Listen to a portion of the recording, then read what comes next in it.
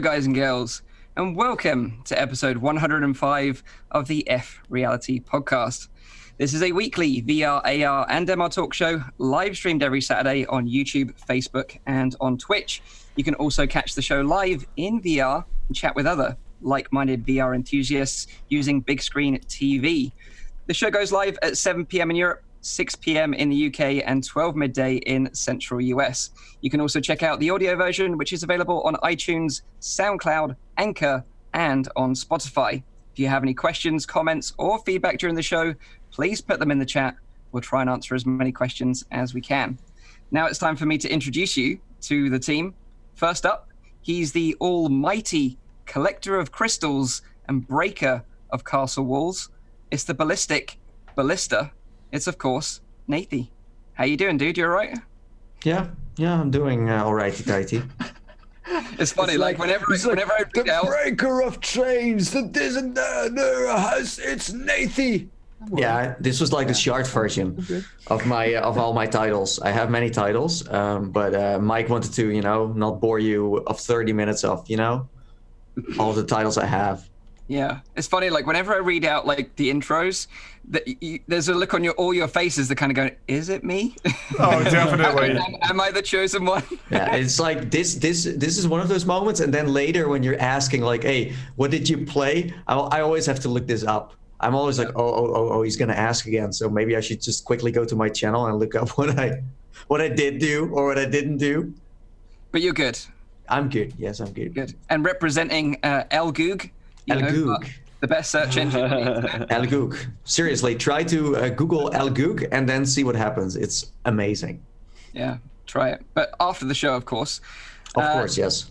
Next up, this guy enjoys nothing more than a smorgasbord of VR delights, regularly tasting all the delicacies on offer. His VR streamer, Zimtok5. How are you?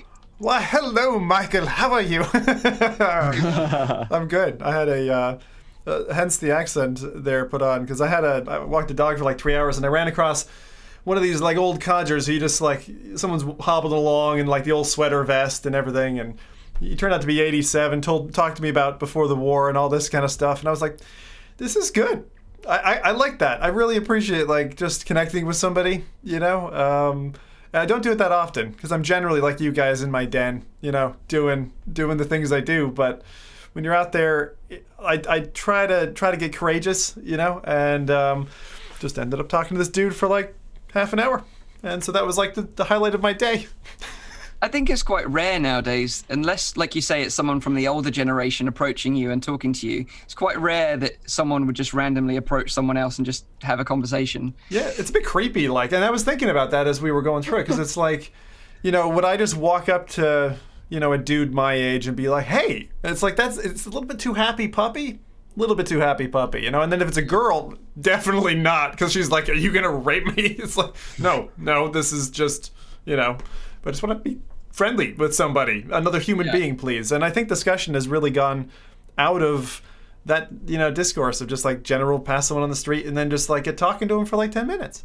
Yeah, although having a dog helps, I think, especially walking a dog and then meeting another dog owner, you talk to people that way. Looking friendly helps. Yeah, I think that's often the thing with conversations just in general, because I used to talk to just a lot of random people just on the bus. You would just sit on this bus ride for 45 minutes sitting next to each other, and eventually you would just get talking. Unless they put those iPods in, then okay, this person is not looking for any conversation, those toothbrushes into their ears. Yeah. I sometimes just put it in without listening to music just because I didn't want to be disturbed. It was just loads of people do that. Do you do that, Rowdy? Do you do that, Rowdy? Of course I do that. I thought so. But you actually met your wife on the bus, Rowdy. That's right. Yeah. I've met multiple girlfriends on the bus, actually. I did too. I met my wife on the bus. Wow. So. Wow. Yeah. Nathie's going to make his future wife on a bus as well. Yeah, you think so? That would be weird. Anyway, we digress. Let's move on. This next guy is lost deep down the Pavlov rabbit hole. Is there a game that can bring him back from the void? Well, we don't know. The one and only Rowdy guy, of course. How you doing, man? You all right? I'm doing all right. As long as I can keep on playing Pavlov, I'll be doing just fine, I'm wondering what is going to be the game that breaks the chain, you know? I mean, I did play some different things this week as well, but I did again play the majority was Pavlov. Yeah, not gonna lie, not gonna be shy about that. I still love that game. Well, we'll talk more about that very shortly, I guess. But for those of you who don't know who I am, my name is Mike, host of the show from Virtual Reality Oasis. In today's episode, we've got an interesting show for you. We're going to be talking about Lo-Fi, which is a new cyberpunk game coming soon to virtual reality. Rec Room brings yet another awesome update to their game called Stunt Runner. Zim's going to give you the lowdown on releases to look forward to next week. We're going to be talking about Lenovo's new augmented reality experience called Marvel Dimension of Heroes. It's going to be kind of interesting. And then finally, Rowdy is going to give you a Rowdy science lesson on why some of us get motion sick in VR. Looking forward to that one as well. But first up, of course, let's find out what everyone's been playing this week and their highlight of the week. And first up is Nathie. Well, I haven't really been playing much. No, I've been playing Pavlov all week now. Nathie, I know a game that you should try. Yeah. He's going to turn you to the dark side. It's Minecraft mixed with CS:GO and then stuff like that. No, so I what I did do this week is I went to a theme park and I checked out a virtual ride there.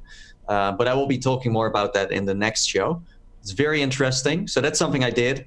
I love theme parks, by the way. And if it's something related to VR, it's even more interesting, of course. But besides that, no, I haven't had much interest in playing games. I think right now the PC VR market doesn't have anything new to offer. Of course, there are the classics you go back to. We had No Man's Sky and a few others, but there isn't much that catches the eye in my opinion. Nothing major, I would say. Of course, there's always this indie and there's always something unique, but it doesn't feel like an exciting market to me. And then the standalone store, the platform is also not offering much. That I feel like we're in this moment of it's dipping a bit, and then hopefully with Christmas things start to. It's usually always after the summer.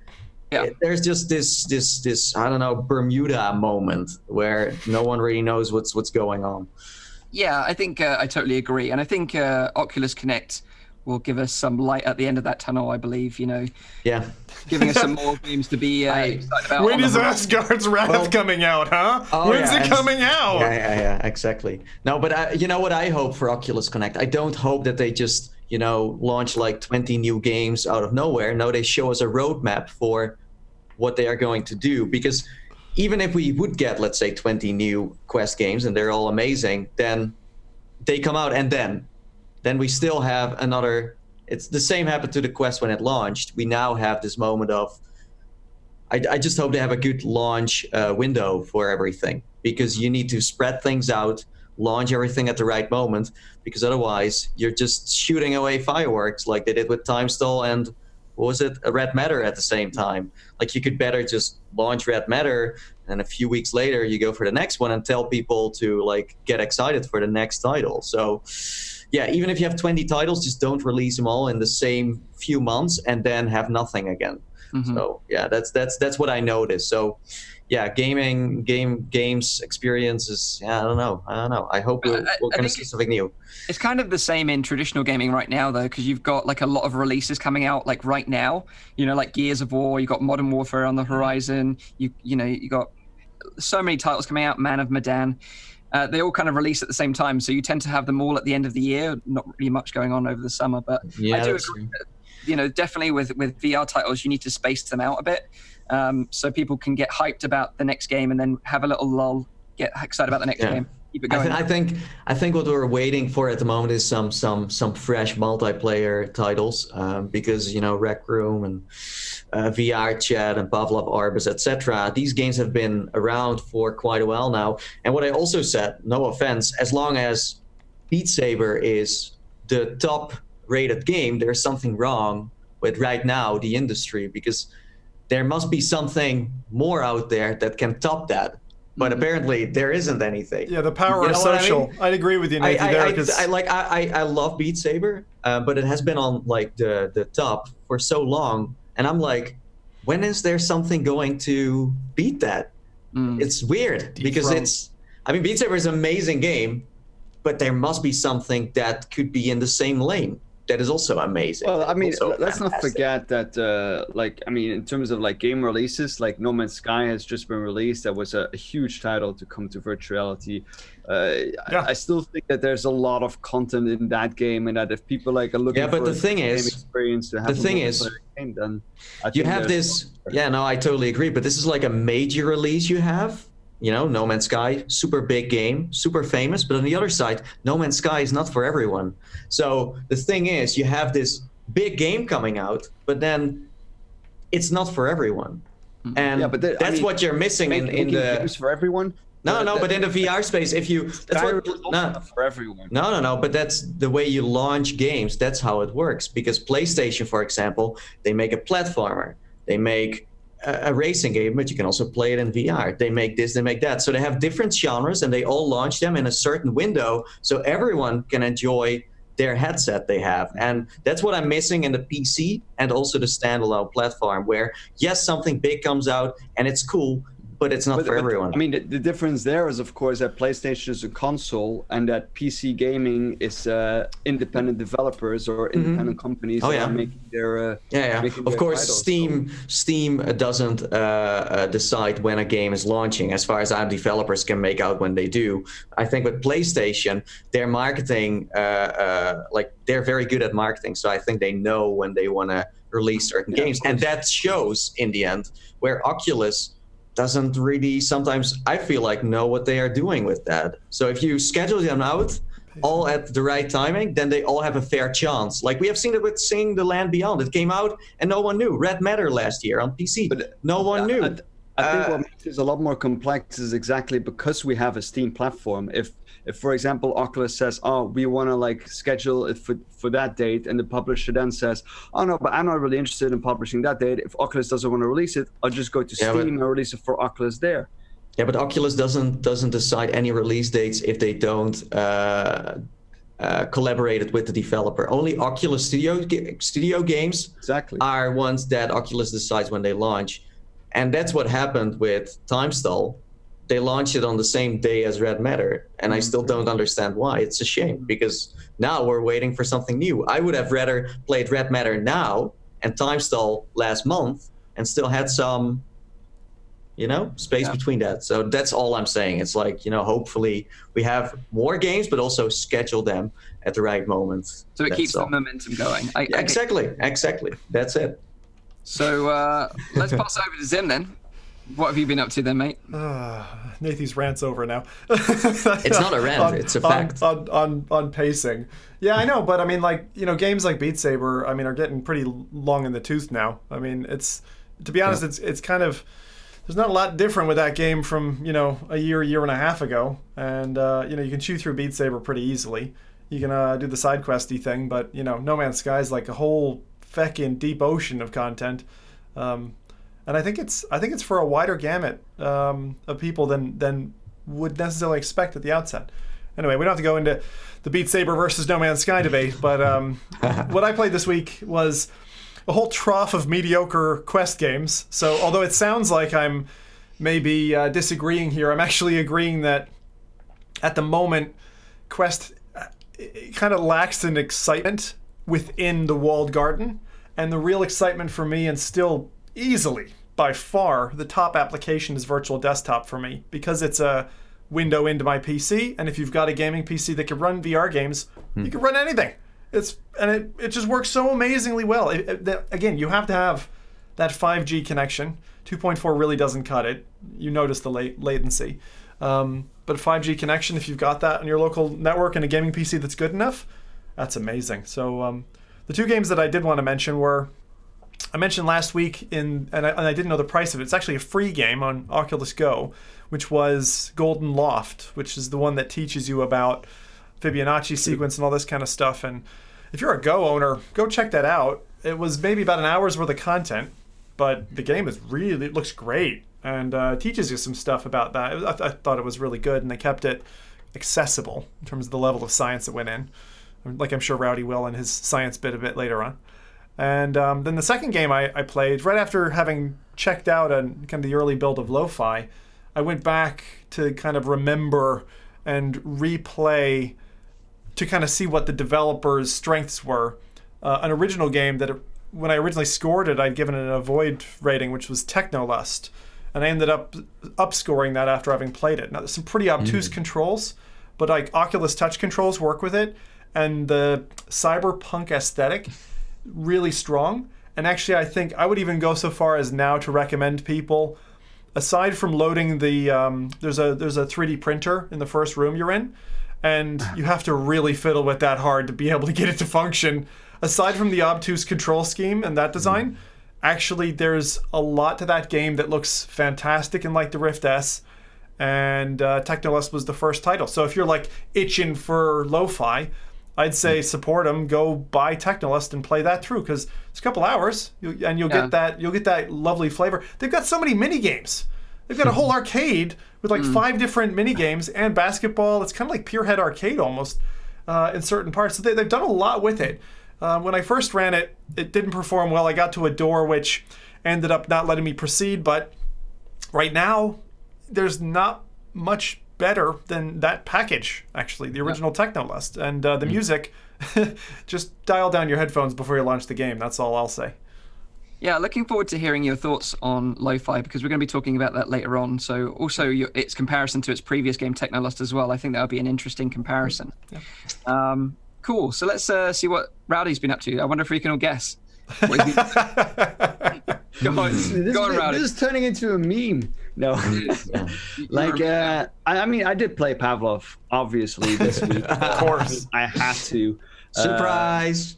I did play it. I played it again with like I played a number of different. I think I tried all of the different modes that they have this week. So I did that. But I also I installed my new graphics card, my RTX 2080 Ti, and I loaded up No Man's Sky just to go and experience that. And I have to say I was really impressed, but I still managed to get frame drops in the game. Also, I don't get why we still have the dual rendering of the screen. I thought that by now they would have, eliminated at least one screen, because I think that must be heavier to render that kind of screen than just to render one screen, right? Why can't you turn it off? That's my only question, is like, why hasn't Sean Murray and team given us the option to just turn off the desktop render?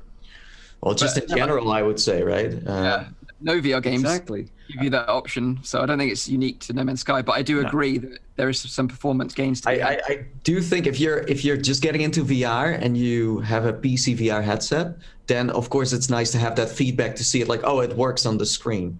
But in the end, I mean, the thing for me is, because I mean, you're rendering 2 screens in your eyes, you're rendering 2 more screens on your desktop, and then I also use a mirror screen, and I still use OBS, so I have like 5 to 6 different kind of renders that are like constantly going on. So I mean, eventually it's gonna reach like a peak limit, but by just removing the desktop view, you would already eliminate 2 of them. So we did see games that had like one just vertical screen and that's it, but it's rare. Like most of them always, or they are just completely full screen, and even bumped up in resolution. But yeah, that would be nice if you could turn it off. But then it would be nice if it's universal and not just, hey, one developer does it. So in terms just the overall, go ahead. I was going to say, just in terms of Pavlov, like, obviously I think you're now, earned yourself the crown as resident Pavlov expert. If someone was going to try Pavlov for the first time now, is there any sort of like must-try maps or modes that you would recommend? Well, just the community maps in general. I mean, if you just play the core Pavlov game, I think you're still missing out on a lot of the fun stuff that is going on. There's so many maps that you can download. There are so many people that are creating maps nowadays. It's just a shame if you would miss out on it. I remember that back when I really got hooked to it, I downloaded a lot of like the Halo maps. So I was actually playing like the Halo maps in Pavlov, which I found it hilarious to do that kind of stuff. But now even the skins, the gore is a bit extra for me. It doesn't really need that, I think. I actually think I turned it off now because it just doesn't make sense in the game. But yeah, the game in itself, it's so nice. And now also with my new GPU, everything runs so much more smoother. Oh, it's like the first time I recorded it and I was just playing it, I could finally see like the crosshairs like properly, and I could I mean just the overall smoothness of the movement really like made a difference for me. That you have that stable, with the hertz 80 frames per second like constantly. Makes such a difference though, doesn't it? Like when you get that such a difference. That kind of almost like permanent glass smooth. Mike knows because he's had it the whole time with his fucking water-cooled tower. But I mean, I'm curious, No Man's Sky, what do you like doing in that? And what impact did you notice when you dialed the graphics up? Like what extra detail or whatever was visible? Like I did expect the graphical detail to increase more. But like I mean what I mostly do in that game is just hop in that thing and like I just fly around like on planets, and I fly through asteroid fields, and I land somewhere, and then I take a look around, and I go off again. I don't mess around with any of the environment or all that stuff, so I don't really play the game. It's just when I want to like relax and like fly around a bit, I go in there and check it out. That's mostly what I do in No Man's Sky. Yeah, so just for infos, you went from a 980 to a 980 Ti to a 2080 okay. Ti. And what processor? The difference is enormous. What processor coupled with that? That's a kind of an i7 Skylake. Okay. Nerd talk here. Sorry, we're all smiling over Rowdy's new equipment. Welcome to the PC Master Race. Yeah, generation jump, of course. So I mean, I was expecting to see like a difference between the two, but I didn't expect it to be so much. Oh, nice. What about the chat then, Nathie? They play any cool stuff this week? Yeah, so Dr. Cat says that he recommends people to play the zombie maps in Pavlov. Do people still play vanilla as well, Rowdy? Or is that not really a thing anymore? Yeah, I mean, I still play it. Like, if you want to play like just a regular deathmatch or Search and Destroy, then the original maps, because they're very much inspired by the Call of Duty maps, like the Counter-Strike maps, then it's like, it makes perfect sense to do that. Yeah, okay. Makes sense. And then we have, of course, some Beat Sabers, some Lone Echoes, and also, what I'm also excited for is Borderlands. Borderlands 2 VR, right? Yeah. But still no co-op. Still no co-op. We're waiting for the announcement. I think that's a real shame. Yeah, for sure. We'll see. Yeah. So I got to try out some interesting thing this week, and it's a VR product called Thermoreal from a company called Tegway. They're a Korean-based company. I can show you it here, and basically what they've developed is a facial interface kit that can be placed on your VR headset using Velcro, because it's got like Velcro on the back of this. And then on the top of it, it's got these like 3 bricks. They're quite chunky little sort of sensors. And what they actually do is they're thermoelectric devices. That sounds kind of crazy. But what they can do is they can provide a range of heat and cooling ranging from 4 degrees Celsius to 40 degrees Celsius to your face. Yeah, that's hot. It's hot. So I met these guys at Gamescom. I'd met them previously, like last year at Gamescom. They had a demo where you could hold on to this thing, and they also had this facial interface on demo as well. And I was like, hey, look, I kind of fancy showing this off on a video. Would you want to send me one out? And they said, yeah, sure. So I got to demo it. Mike, you do know why they asked you out of all of us, right? Because he has no hair. The perfect wouldn't set my hair on fire. Yeah, perfect dome. Yeah. No, but seeing this, I mean, you are a brave man, because someone said it in chat as well. I was expecting you to show up with burn marks on your scalp. You know what? I was actually surprised I didn't have any marks when I took the headset off. And this is how crazy it got. Like, wait.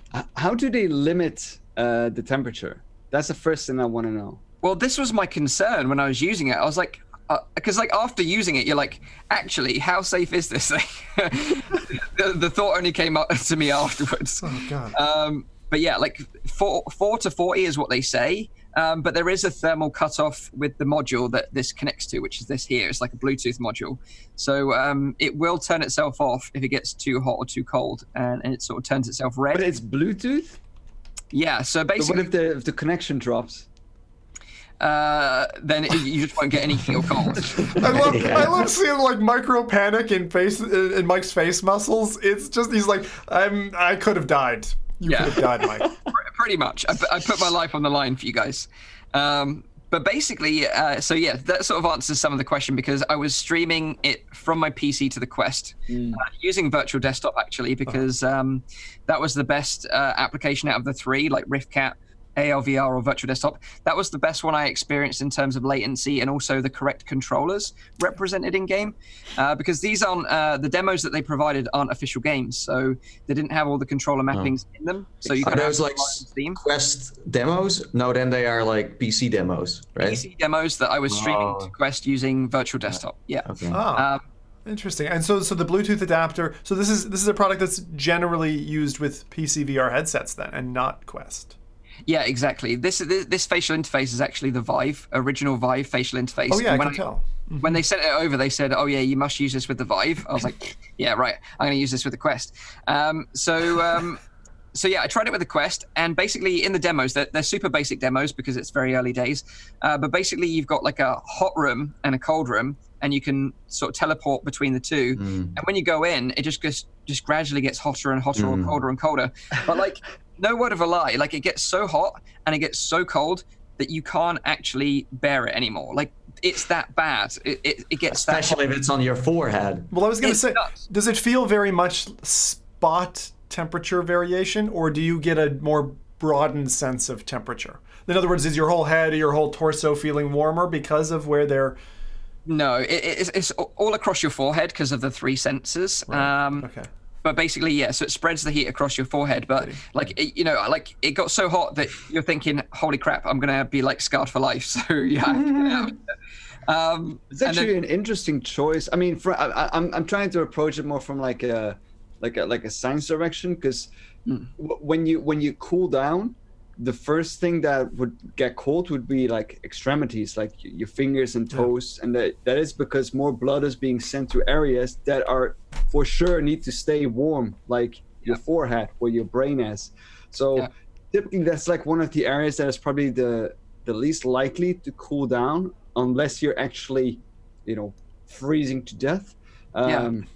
Is that the kind of like scenario they're trying to go for, that they want to make you feel like you're freezing to death, or is that like... So this isn't, I don't think this is like consumer available. I think it's just like a prototype, a developer prototype, just to show off what's capable with this technology. But they've partnered with B-Haptics, who make the haptic suits and the haptic vests. Oh, that'd be epic. So, you need to use the B-Haptics player to enable this to work. So I'm thinking that in the future, there'll be future collaborations between the two. And I think that would be really interesting, like incorporating this technology into a suit, a bit like the Tesla suit. So like getting hit with a Molotov in the chest that then you feel on your forehead as the flames lick your nose. Yeah. I don't know. That seems kind of wild. Although what I would say is that I wouldn't want it to get this hot or this cold. Like, if it was in a suit, like I thought it was too extreme for my personal tastes, to the point where I thought it might even be a bit dangerous.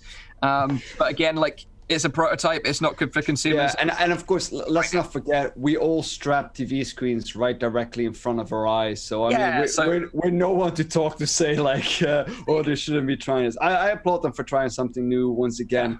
But I mean, I do have like certain reservations with this kind of but I mean, I want to see this technology though. Like, if you say like, oh, they're going to put it into a haptic suit, like some kind of like wet suit that you can like put on before you go into virtual reality that gets warm and cold and gives you vibrations, hey, sign me up. But like, isn't there a physiological limit as well? Because like what you were saying is true, Rowdy, about your extremities. So you feel colder in your hands and all that, but your sensors, wrong terms here, I'm sure, in your hands compared to your face, I think you're slightly deadened in the face area in terms of pain receptors, temperature reception, a few other things as well. I don't know. Not as far as I'm aware, because I know that like your face is actually like, for example, your lips and those kind of areas, they contain a lot of sensors, especially like somatosensors, like, and you have the pain receptors. They're called nociceptors, I believe.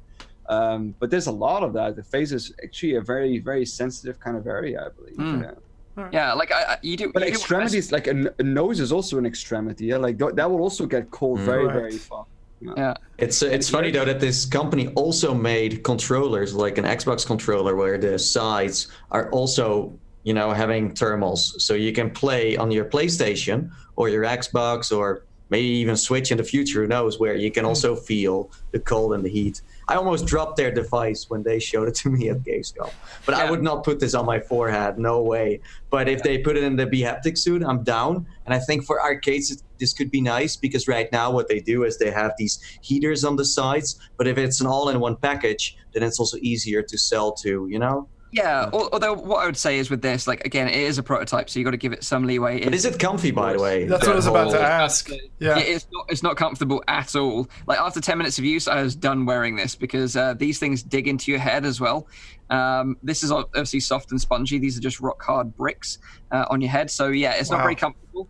Yeah. But like Nathie said, you know, Is it already a prototype, or is it maybe more like a POC, like a proof of concept, or? it's a prototype. So you can buy it, but I think really only It's not for developers- consumers. It's not No. for consumers. No.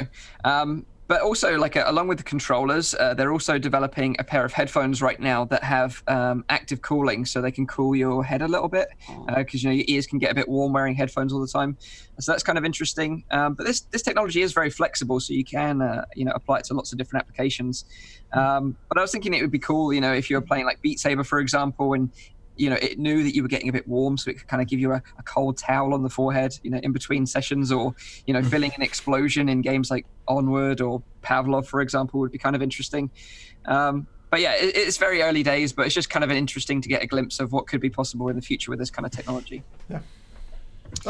Good job trying it anyway, Mike. I wondered when I saw your tweet about, you know, doing something different.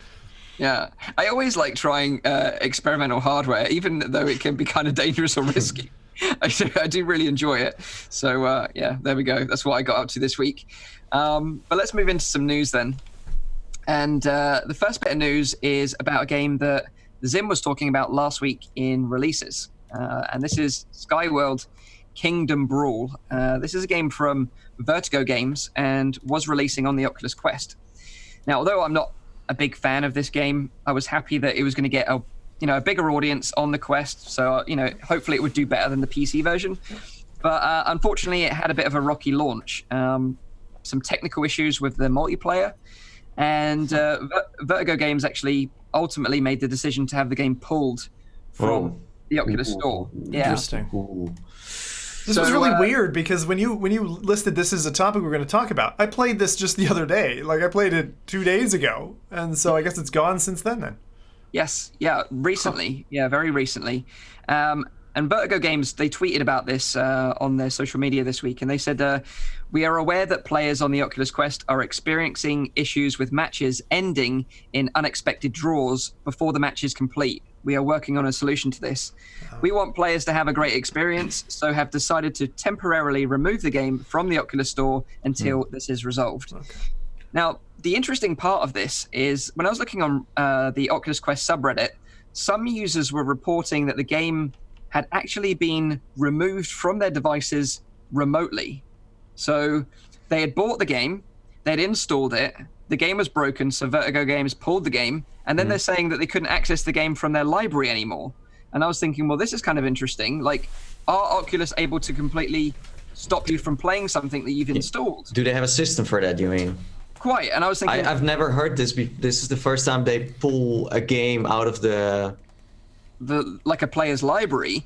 But then I started to do a bit of digging, and other users were saying they could still access the game. Yeah, but... So I'm not sure ultimately if that is the case, but it's just some users said that was the case. Some users said that wasn't the case, so I don't really have a full conclusion. They have, in the end, like, Oculus is a store, and behind that store there's another store that kind of backs it up. So when a game is sitting there that is not out yet, it will get triggered, and then it goes to the actual... It's like live store versus like some kind of also live store, but not, you can't access it as a consumer.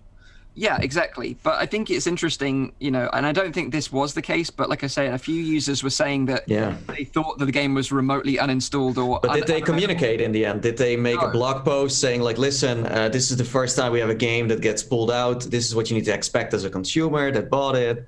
No. So no communication from Oculus. Only communication was from Vertigo themselves via Twitter, which again, if you bought this game, it's unlikely that you're probably following all these people on Twitter and, you Yeah, of course. Yeah, that's true. Well, even most consumers wouldn't this game, like this game could, like, it should have had the best launch ever because it's one of those games that, and now it got pulled back. I don't know about that. Yeah, it's weird because, like Oculus have this strict curation system now. Every game goes through this very rigorous Q&A process. But then this was something to do with the multiplayer side, so it could be server side from Vertigo Games that had the issue. So you've got to give them the benefit of the doubt, I guess, for that. But again, like you say, communication, you're just got to be clear about it and let everyone know what the situation is. But apparently right now, the situation is right now, according to users on Reddit, is that if you bought the game and you have it in your library, you can play it right now solo. Apparently Vertigo Games have added a very small update that basically disables I can confirm, having just booted it on my device successfully. So on the fly, I just checked there because I downloaded it 2 days ago prior to this news breaking. It's there. It loads. It went through a couple of odd load sequences. So loading screen to black to loading to logo and the flipping coin, and then you're in. So it's there. They could have turned off the multiplayer for a while, but it sounds like this was like a major thing that they need to develop again for a while to get this fixed. The chat, by the way, is commenting on this as well. We have Eric Hartley saying that he believes that the game license was removed and not the files themselves, and that Steam actually does a similar kind of thing. And people are also wondering if Zim was checking it or if he was just bored with the conversation. A little bit of column A, a little bit of column B. So that would kind of make sense. If Eric is right, then that would align with what some users are reporting, that the license was temporarily revoked, so they couldn't actually play the game. Yeah. But that's kind of weird that Oculus can remotely log you out of a game that you've legitimately bought and is on your system. But like we said, since then, now the current situation is they've disabled the multiplayer. So if you go and try that in game, it just says a little banner saying temporarily disabled. If you haven't bought it yet, you can't buy it until it's been reinstated on the store after these technical issues have been resolved. Yeah. Okay. I suppose it's one of those things where they launched it. I mean, what would you do, right? The multiplayer aspect of that game, I mean, most people are not going to want to play that single player. No, that's what they not buy it for. It's essentially, it's a very simplified version of a strategy game. You're putting down your armies and they're clashing or whatever. But if you're not got the human interaction, I can see why they pulled it. I would have done the same thing. Like algorithm-wise on the store, pulling something out and then put it back in there. Sometimes it's better to leave something up and then. But again, as I said, it's a big problem. So they can't have the single player up for a week and say like, listen, multiplayer doesn't work. I think this is going to take a while. Also, while the game is live, you got to remember that people can leave reviews. So where if it's not there, they can't. Also, that's true. Good point, Mike. Hopefully they resolve the issues and it's back on the store quickly. And if you're enjoying the game, hope you can enjoy it some more when it's back online. So that's that. Next bit of news this week is about an upcoming VR game called Lo-Fi. Zim talked about it a little bit earlier on. So if you're not aware, Lo-Fi is a VR open world sandbox game that's kind of in development right now and is on Kickstarter.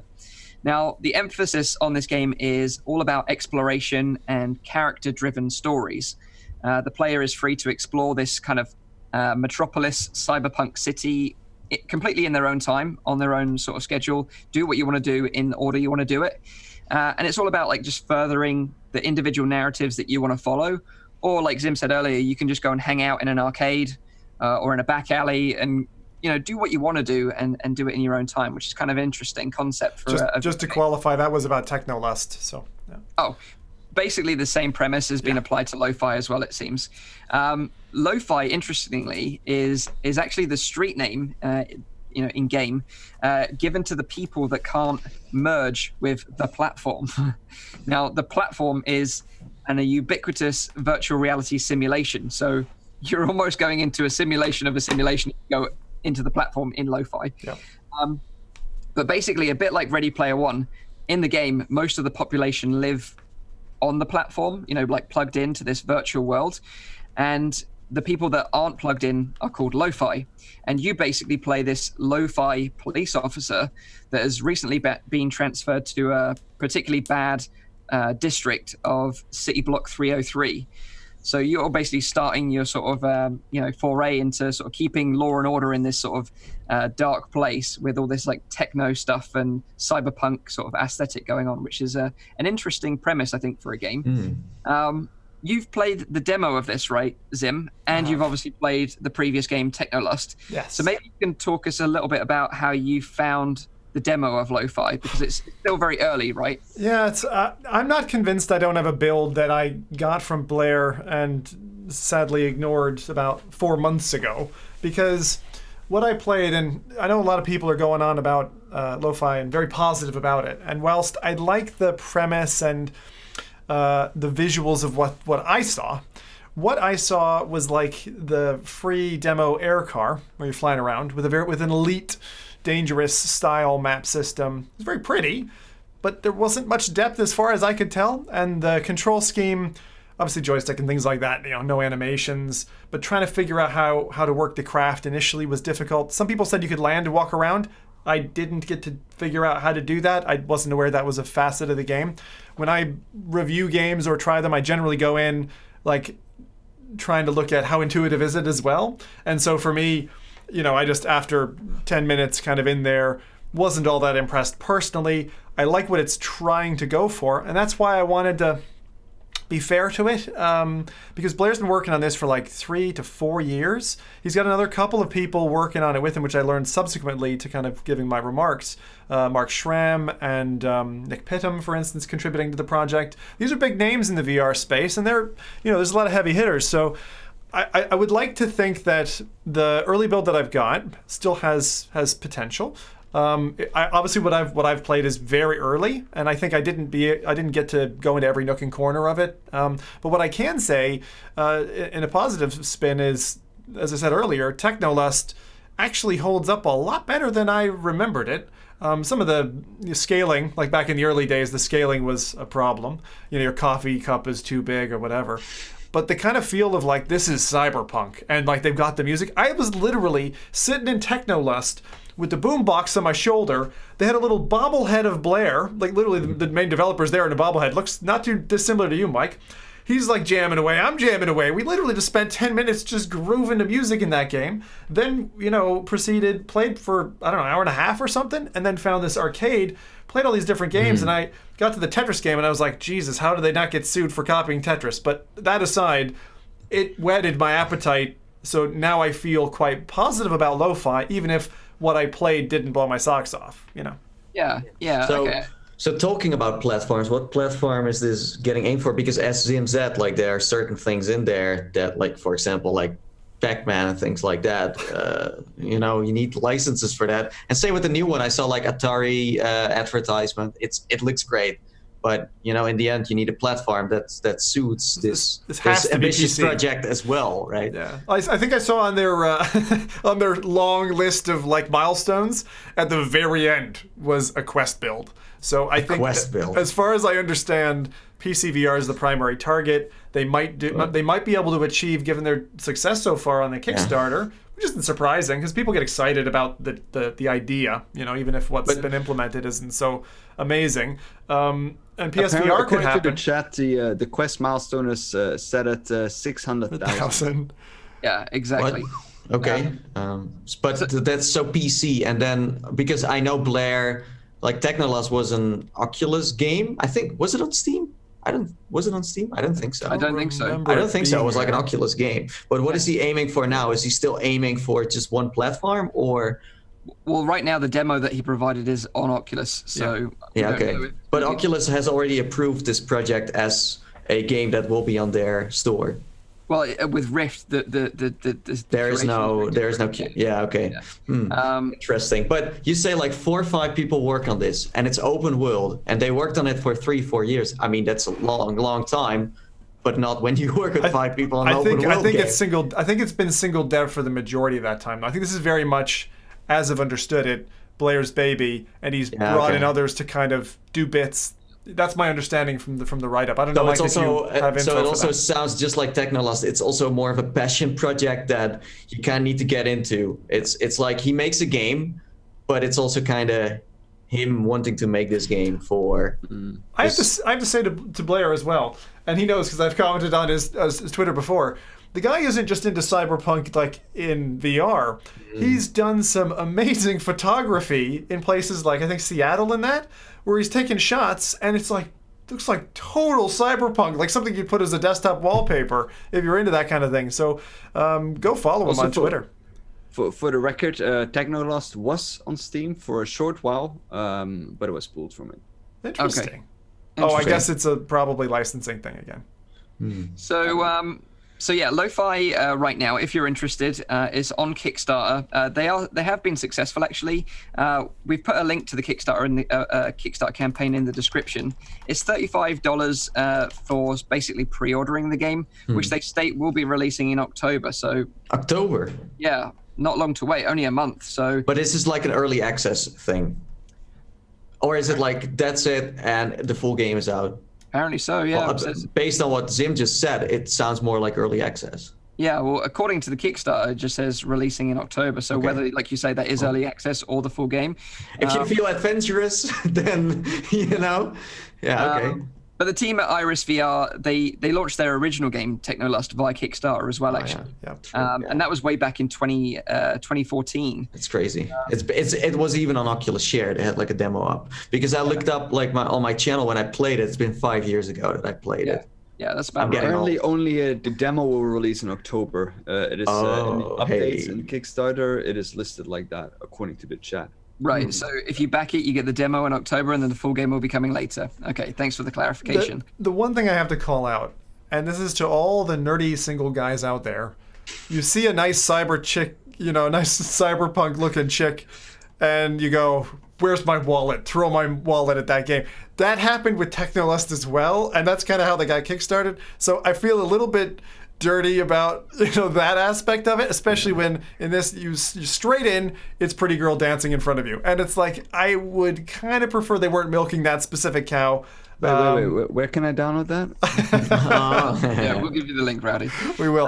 But I have to say, their design of their Kickstarter page, because they vary. Sometimes Kickstarter pages look amazing. They did a really good job, I think. I think they did a really good job selling their game and not going too crazy on the various perks that you can go for. Yeah, like I said, they've been successful as well. Like the game is successfully funded already. They originally had a goal of 60,000 Canadian dollars, and they've surpassed that because right now it's 68,000 Canadian dollars, I believe, and they've got like 25 days left on the campaign. So they've got plenty of time to raise more money. But like you guys said, they do have some stretch goals. If they raise 256,000, they will do a PSVR port. And if they hit 600,000, they'll make a Quest port, they said. But I think, hitting the 600,000 it is highly unlikely. But I wish them the best of luck. They did actually send some access to the demo to me as well this week, but I just haven't had a chance to play it. So unfortunately, I can't give my opinion on it. But hopefully this week I'll get some time. Imagine Palmer Lucky dropping the rest of the money in their bank accounts. Good. I'm sure he played Technolust. I'm sure he did. I'm sure he did as well, yeah. But likely we'll see Blair at OC6, so we can talk to him more there about his project. So that is Lo-Fi on Kickstarter right now. Next bit of news this week is going to get everyone triggered. I can feel it. I know what this is going to be all about. I know it. This has been a topic on the podcast for so freaking long. Yeah, and it always gets everyone like wired. The V word. This should be. We should make this like an official swear word. You're not allowed to say the V word. Exactly. Last week's show, we talked about the lab getting a major update, adding full index finger tracking support and item physics in the experience. And it has dashing too now. Yeah. And you should go check it out. Like if you haven't checked out the lab, you can play it on all VR headsets. It's free. It's on Steam. Go and check it out. But since then, someone much, much smarter than us was able to Rowdy? decompile... No, someone else. Even smarter than Rowdy, I would say. Even smarter than Rowdy.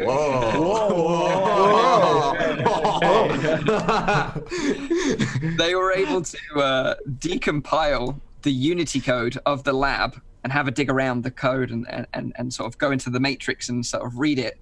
And basically, this was reported on originally by Tyler McVicker. Some of you might know him. He's from the Valve News Network. Yes.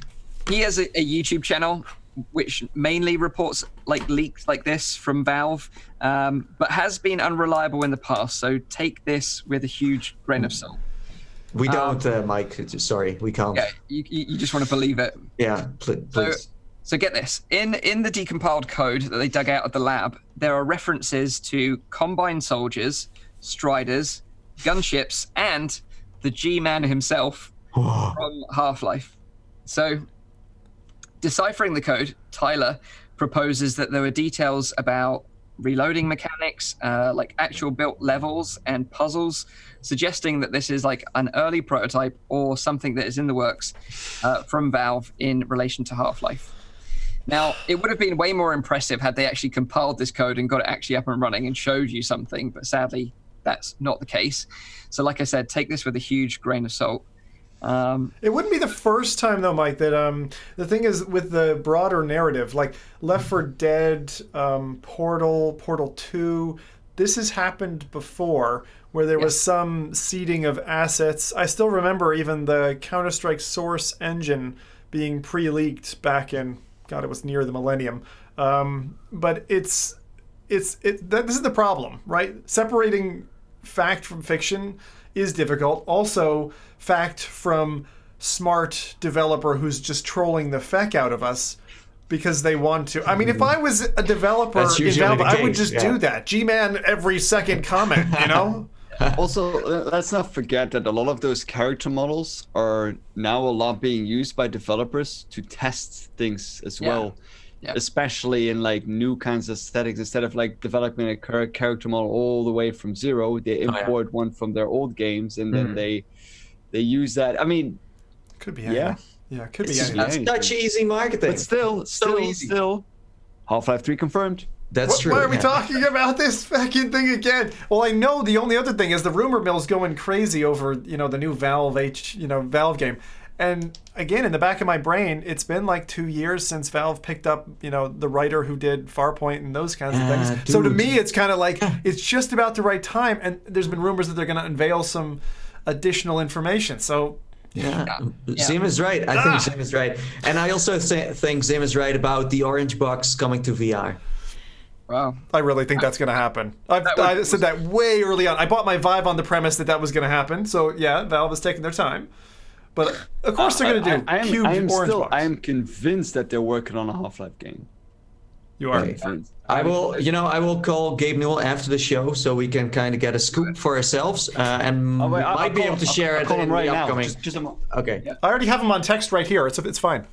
So just to give you a little bit more news, because although this is kind of like, speculation and rumor, there is actually something going on next week. And that is that one of the developers from Valve, called Kerry Davis, he's actually doing a talk. And he said that he's talking about the games industry, him working at Valve, and also the work he's been doing on the upcoming flagship VR title from Valve. So he is actually working on one of these VR titles, and he's going to be doing a talk next week. Where? So, the talk will take place at DigiPen in Washington on the 14th of September. Yeah, apparently it's like a little group thing. It's a horrible name. And although it's unlikely that we'll get any significant news there, like he's not going to release like Half-Life 3 VR there. No. How do you know? It's like some dude. Because it's DigiPen, Nathie. It's DigiPen, right? It's not a catchy name to release a Half-Life title. No, I agree. But this guy, he has worked on Portal, he has worked on Half-Life, and he has worked on Left 4 Dead, amongst many other sort of games. So it's Half-Life 3. He is a legit Valve developer, so he will be talking there if any significant news comes out of that event. But he can... No, Team Fortress 3. This is my bank, because they already got it working in VR. They've been polishing it in the background. People expect it to be Portal or Half-Life. Team Fortress. Yeah, that's my guess. Why? We already have Meat Fortress. That wouldn't make any sense. Multiplayer. Probably confuse way people. Better. Way better. My guess is that he's just going to talk about ones and zeros, and we have no idea what this actual flagship title they are working on is all about. but please give me something so I can use my index again and I can just blow up the dust. Yes, and that's desperately what we need right now is titles that take full advantage of the index, because like us, we've spent a lot of money and really there's not really many uses for it right now. Hang on. Nathie mentioned earlier in the podcast pacing and how important pacing is. Hardware unavailability, when you drop a bomb like this, bingo, of software, they've just recently recovered and started lightly marketing the fact that now the index is available and you can just purchase it and it'll come to your house quick now, right? They've caught up in terms of their manufacturing loop. I would bet my bottom dollar that they are going to time that with software news. And as I said, I'm still banking on Team Fortress coming back because it was feckin' awesome in VR. They had it working perfectly before the whole Facebook Oculus relationship broke down, and they decided to sail away. But like completely built from scratch for VR this time. Yeah. It's Valve. They do it right.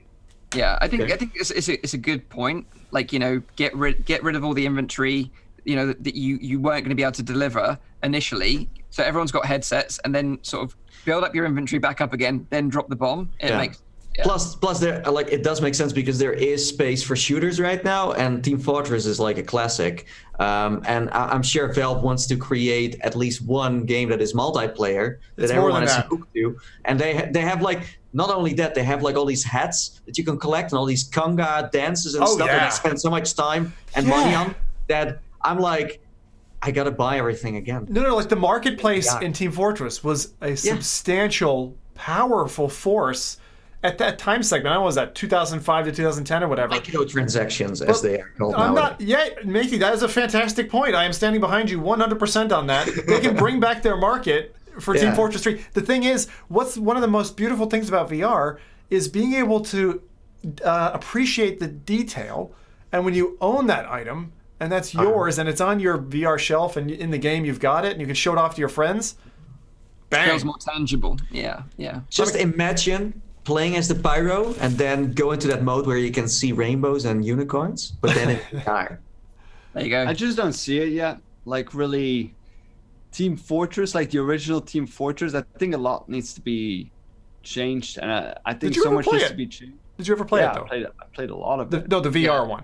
No, never. And that's why I don't know. Almost no one played the VR one, and if you still want to, you can unlock it in the files, as far as I know. But it's very old school. Because Valve are very anti sort of getting people sick, and they take things very slowly. And you could get real sick back then. That wouldn't correlate to a Team Fortress game. So I think it's going to be something.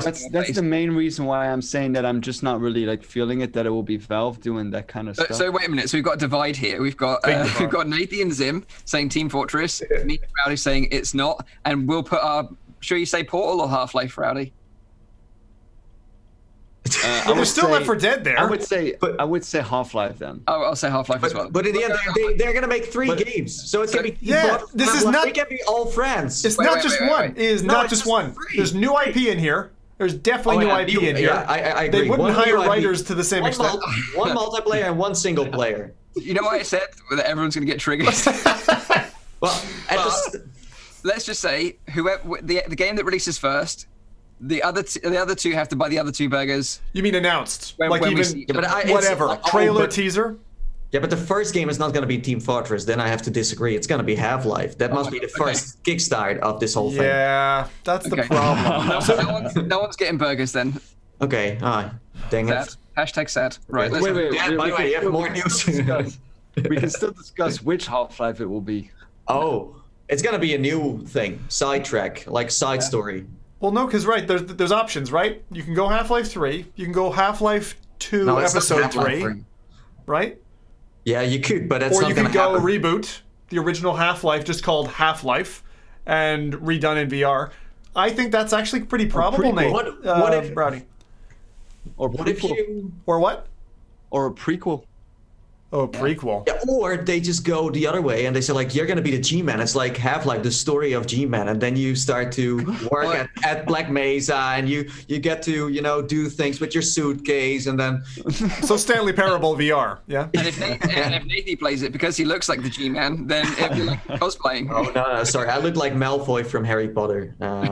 Oh, you'd rather be Malfoy than the G-Man. yeah. G-Man's awesome, man. He can teleport. Right. Okay, I'm going to draw a line under it. No more Half-Life talk. I knew this was going to happen. We're running late as it is. Right. More news? Yeah? Okay. Yeah, more news. There's 2 more bits of news we need to get through. Right. Okay. First up, Against Gravity. The Legends Against Gravity are at it again with another awesome free update to Rec Room. And this time they're adding a brand new mode called Stunt Runner.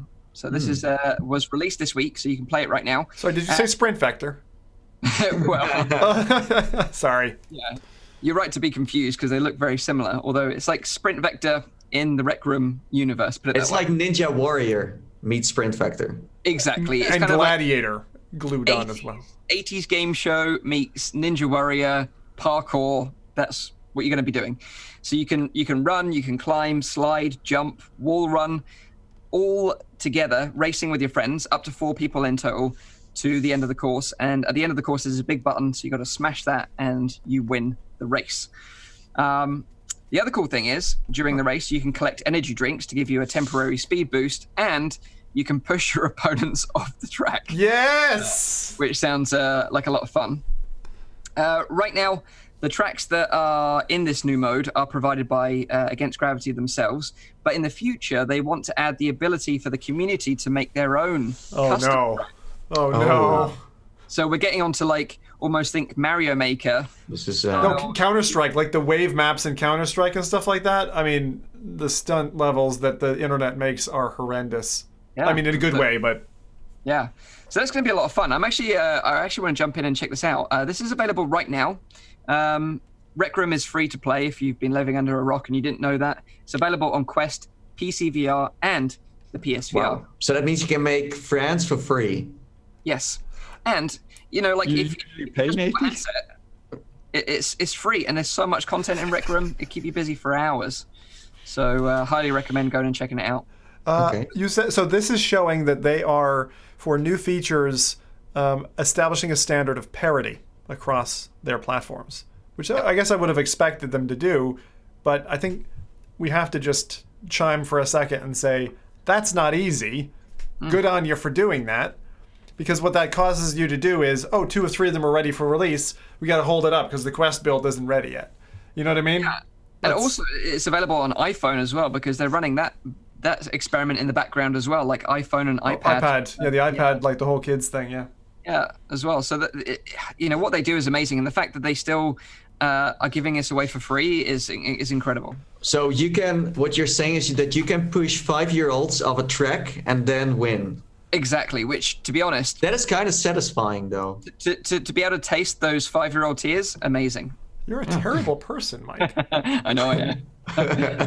I would never do that. That's the only reason why I play Rec Room is the beat up like in VR. It doesn't matter. The thing is, they're so annoying in Rec Room that is super satisfying. So really, what you're going to do is you're going to go into your game settings, and where it says attempt to match me with non-junior players, Mike just unticks that. You see the smirk just grow, like the Joker. Come out. And this is why Mike doesn't have kids in real life. Exactly. Then he would do the same, maybe.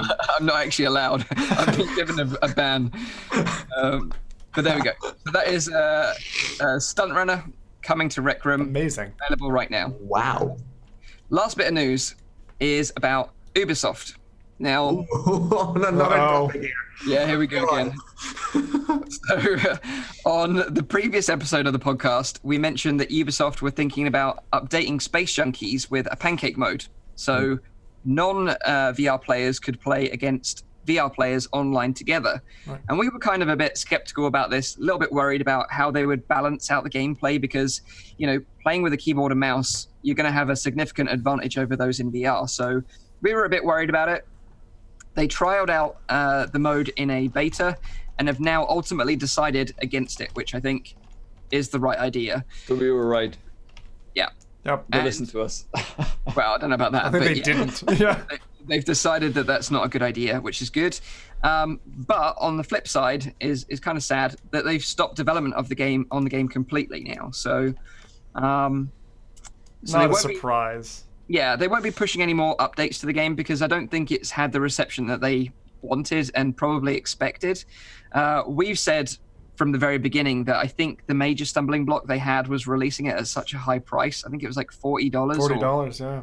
Even higher when it started. So I think they could have just come in a lot lower and built up a player base and then sort of built the community from there, but they just didn't get the community from the beginning. So it's kind of a shame because the game is very polished and it is a fun multiplayer shooter. Yeah. But despite the game not being worked on anymore, they are going to still keep the game servers open and accessible for players now. Future. Yeah, but for how long? Exactly. I seriously wonder. Like, by announcing this, you pretty much say it didn't work and we're kind of done now. You know, this is it. And yeah, I wonder how long this service will continue. But for people that want to buy it now, there's no reason because they don't update it. They're not going to work on it anymore. And that's usually one of the reasons that triggers people to get into it. But I said from the start that this one was doomed to fail. Even that they tried, and I salute them for doing that. It should have been some kind of like free-to-play game with like some microtransactions in there. The thing I wonder though, because I saw that Vivian posted in the chat as well. It has been picked up by the VR Master League. Yeah, it has. Voice competition that is going around that. How is that going to? Well, that's what I was wondering too. But they didn't know. That's the thing. They launched this, but they didn't know that Ubisoft was planning this. But it's bad for an esport thing to have this now, because if there is something that breaks the game and gives people a disadvantage, you can't have it as an esport anymore. No, hang on. So there's a difference between having a development team working on future content and updates and the maintenance side, the support element. I very much doubt, unless Mike, you're going to counter me here, that they have scuppered the support element that will keep the existing game going, because otherwise they would just have to close the game down and not sell it, sell copies of it. But I'm not of the same opinion that a game that is in this day and age, I know we're used to updates coming out and enhancing and extending games, but it's not a necessity. Look back in the day, whatever it is, Unreal Tournament, Quake, or something. Great first-person shooters can stand on their own merits, even with the closed-door development cycle-wise. And from that point, the VR Master League, that could be successful for years to come. I mean, it's a very solid game. The biggest problem I have is at OC4, we played on the floor a fantastic version of this game. It should have launched in early access 2 months later. It should not have taken another 2 years. They spent way too much time on polish. And actually, I don't know, were Ubisoft scared of releasing a slightly less polished VR game? But I don't think the problem is the game itself, but I think how are you going to attract new players into because esports is like, it's based on like the amount of players that are willing to see this game or willing to play this game or willing to participate into a tournament. If the game is not receiving new kind of content or new kind of anything, how are you going to keep on attracting players and keep on growing that player base if there's nothing more to gain from? I think that is a plateau. Let's say, according to Vivian, it got picked up after they found out. Yeah, it was recent news. I think. If this game launched earlier and they supported like this whole esports community earlier, then that could have been a great marriage. But right now it's too late. It's just too late, because in the end you need the developer to like back your esports adventures too. That's the same with Lone Echo. That's the same with or like Echo Arena. It's the same with Onward. They nowadays have this promotion of like, oh, we have a new map and maybe we should release at the moment there's a new tournament dropping. And right now it's like there's nothing that will sell the game in that sense. And yeah, of course, there are people watching esports, but that doesn't say they play that specific game themselves. So yeah, I don't know. I'm worried about this one. It's a shame, once again. Ubisoft has announced that they are working on something new, so that's good. That means they are not done just yet.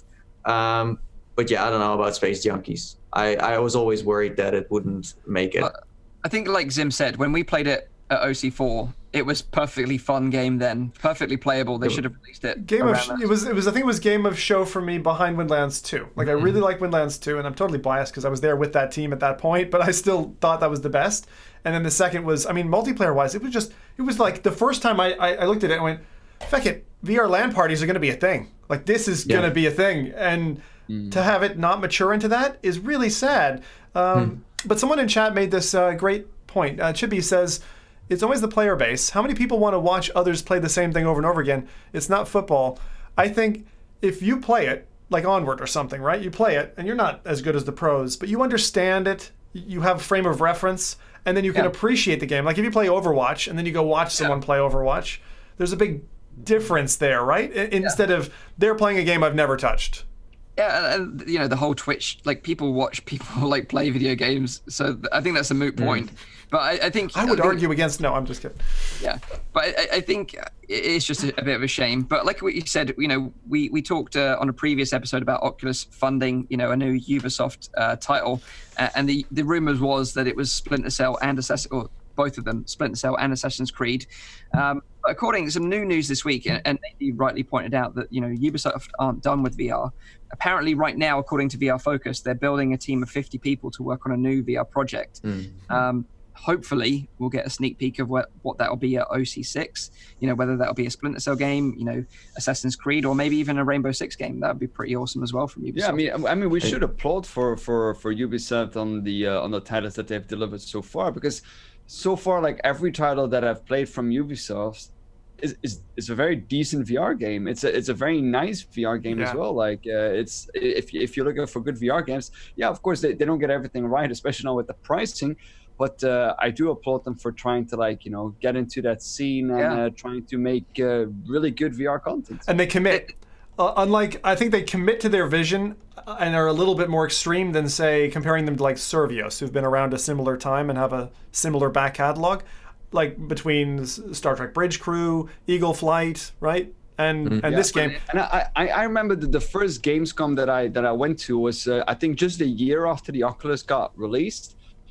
They were one of like the only ones on the entire show floor that were doing like VR, and they had like massive booths set up, all like showing virtual reality. The booth was bigger than Oculus themselves. They make full VR games. They don't go for experiences. They have delivered like full, and that's great. And I'm so happy they didn't give up, because I was really worried with this one, because this was an expensive game to make, and it did cost a lot of money, and they lost on it too. Those are the moments where you're like, oh, please just stay within the VR industry, have this long-term vision, and look at the future where we're heading to. It's also in arcades, by the way. I've seen it in arcades as well. Oh.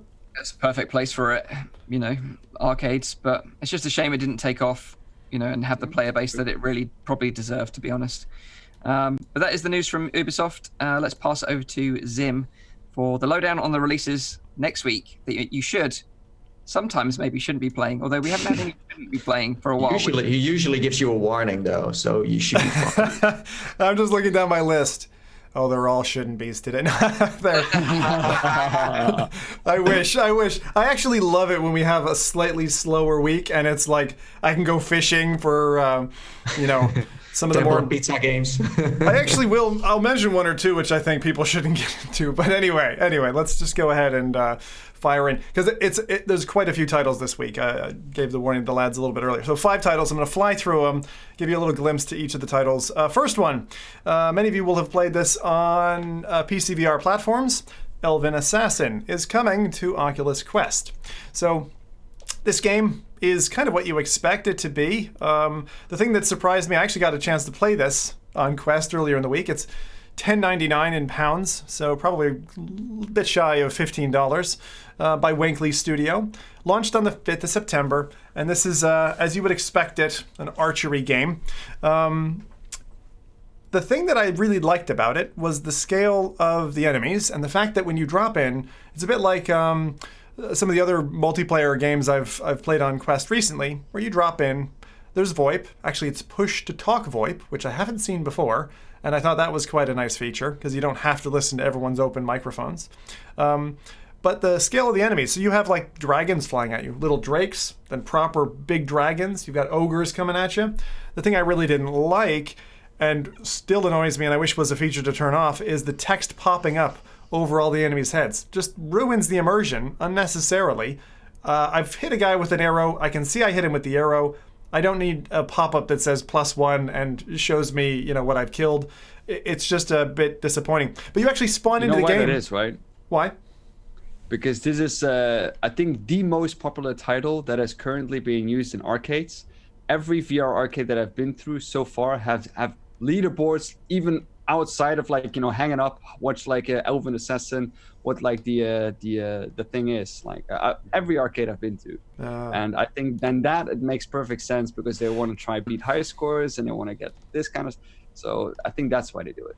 I kind of hate arcades a little bit because they seem to sap me of my immersion over and over again. It doesn't have to. Like if they make a version, for Quest where it's not there, and then for the arcades they have a different one, then it's fine. Have the options to turn it off. Oh yeah, okay. We need to focus on Mike's water jug just for a moment because most people are asking, did Mike get a lot bigger? You're drinking from a water cooler. Mike got a lot smaller.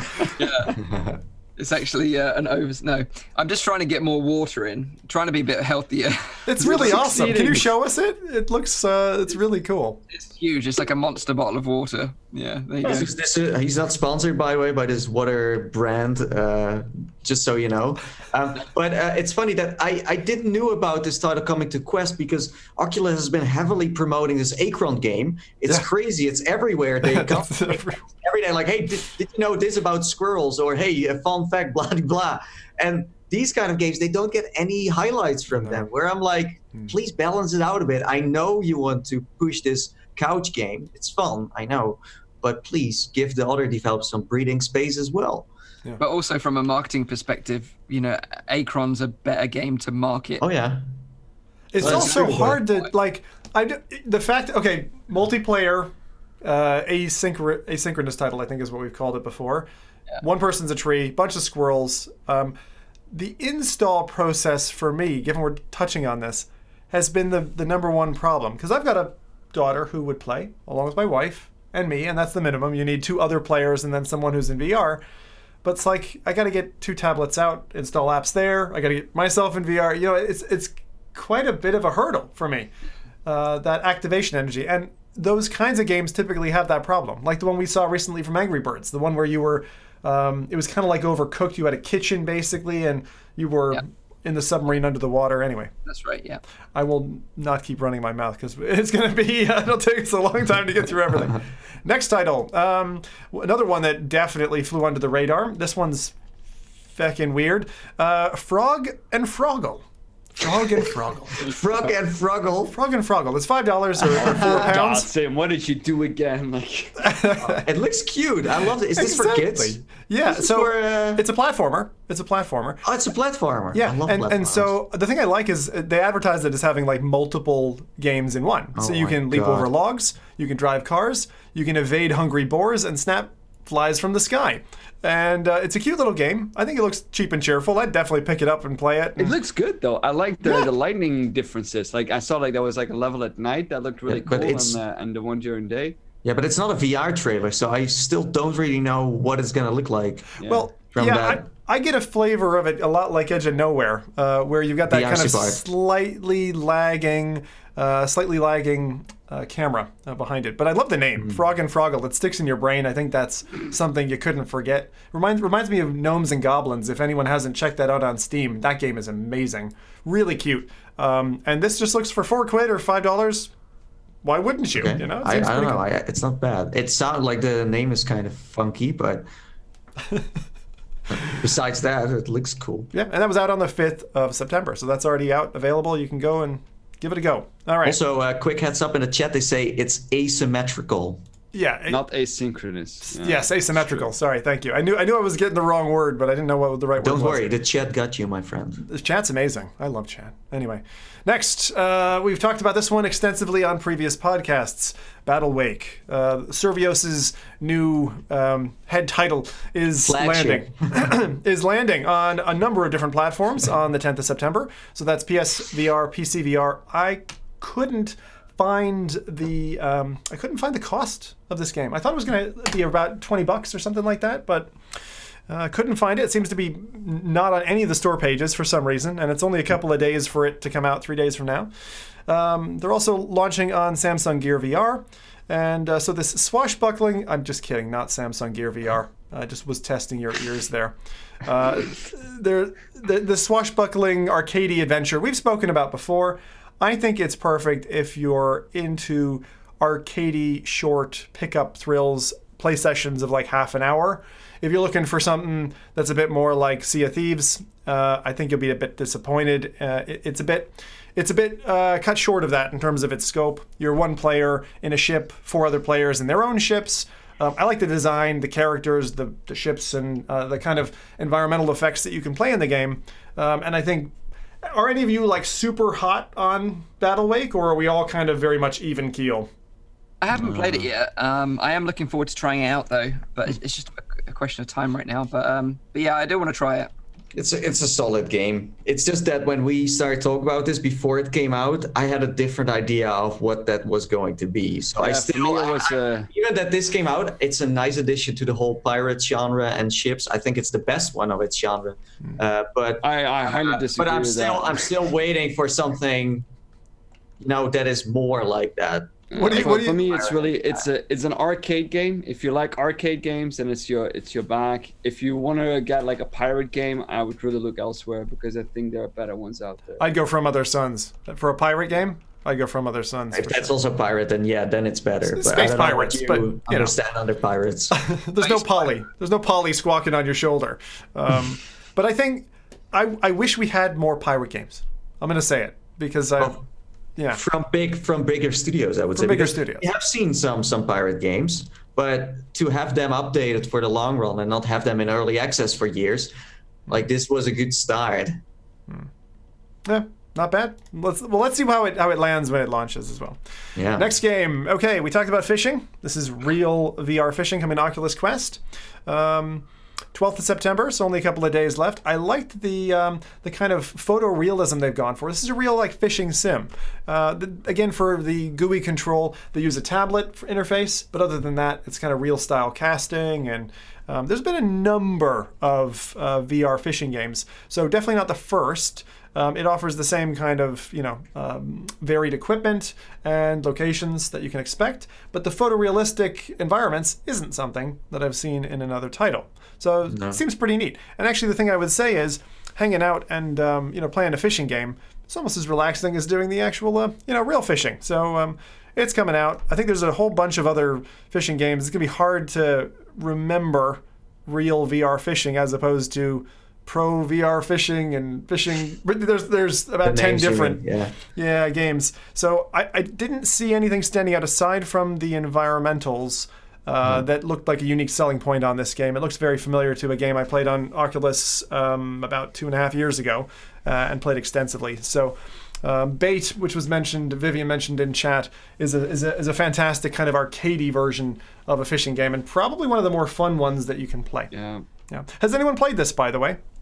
No, but I think it looks incredible. Like if it looks this good from the trailer, like in the headset, it's going to look amazing. And it's like a funny mix of like a realistic lake, and then have a 360 wrapped around it like a dome that looks also very good. And since I don't know how many environments this has, but if it's only just 1 or 2 environments, then you can really push the quest and you have a lot of headroom to squeeze in so much graphics, as they call them. My concern is, how does it coalesce? Like that kind of 360 capture, is there a depth effect, or does it look incongruous, like the two merging is you won't buy it when you're looking at it. So we'll have to wait and see and play it anyway. So that's on Oculus Quest, 12th of September, real VR fishing. 5th game, Touring Karts. So Touring Karts, I think Mike did a fantastic job of kind of highlighting this a couple of podcasts ago, maybe 5 or 6. But this is essentially a Mario Kart clone. I don't have to describe it in much more detail. You can throw chickens, shoot rockets, driving around the track. It's good. It's multiplayer. Have you played it, Rowdy? No, but I've seen people play it and it looks so much fun. A lot of people have fun with it. That's the important part. I saw this one video of someone saying that this game, I don't know how many power-ups it has, but he's like, it has over like 40 power-ups. I'm like, well, Correct. Mario Kart has, I don't know, how many does it have? Like maybe 10, 15? It's not 40. It's not that crazy, but this is like you could play it for, I don't know, like weeks and still like, oh, what is this? I've never seen this before. Hopefully they're all making sense too, because if you have 40, then they all must be like, legit. And blue shells, purple shells, this is rainbow shells. I just want to know what the chicken does. I just want to do the chicken thing. But the thing that I really like about it is, okay, there's things that you can go and upgrade, and so there's an upgrade path, keep you interested in the game. Multiplayer, cross-platform, but cross-platform with it's like Rec Room, like tablets, PSVR, PC VR, Windows Mixed Reality, they mentioned. We don't normally talk about Windows Mixed Reality. And it's £15, so it's not an extortionate game. Looks quite graphically pleasing. They've scaled it so it works well on the multiple headsets. I haven't played it yet. I'm excited to.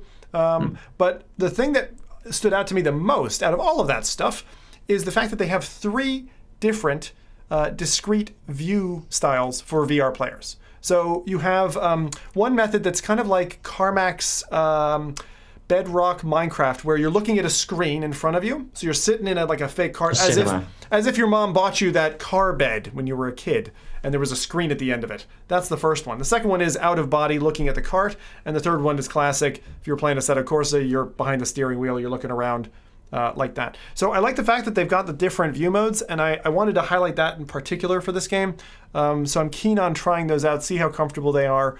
Particularly this, as I said, the kind of screen at the end of the car mode. Sounds really smart for people who want a high-intensity game, but maybe like Mike, thinking back to our lovely experience in a tractor game, which I will not mention, turned him pretty green. So who's the developer of this game? So this is by Ivanovich Games. Probably the best developer name. Their first title they made, I guess? Or Ivanovich. No? I recognize them from something else. I don't think so. I don't think it's the first. They're that's the funny part now is marketing wise, they are doing super well. I constantly see them on my timelines on Twitter. But also because they can use the fact that they constantly say we have been denied by this one store, and they can use that as leverage to promote their game, and they have been fully using that in their advantage, I would say. Yeah, that's a good point, because they weren't able to get access to launch their game on Quest. Yeah. But the coolest thing, in my opinion, about this game is that you can use a full steering wheel setup and have one hand on the steering wheel and then a controller in the other hand to grab the items along the track. Or, if you're real cool, and I'm planning to do this myself, is play the game and have a Vive tracker on your wrist, so you can have both hands on the steering wheel and then still grab items, just like the Mario Kart VR GP experience. Yeah. Which you did actually in London, right? Yeah. It's awesome. Amazing. Yeah. Okay. So a couple of small bits of news, and then we'll go back to Mike. So 3 other games that I just wanted to mention that are coming out, but I won't flash trailers for them. Real quick fire.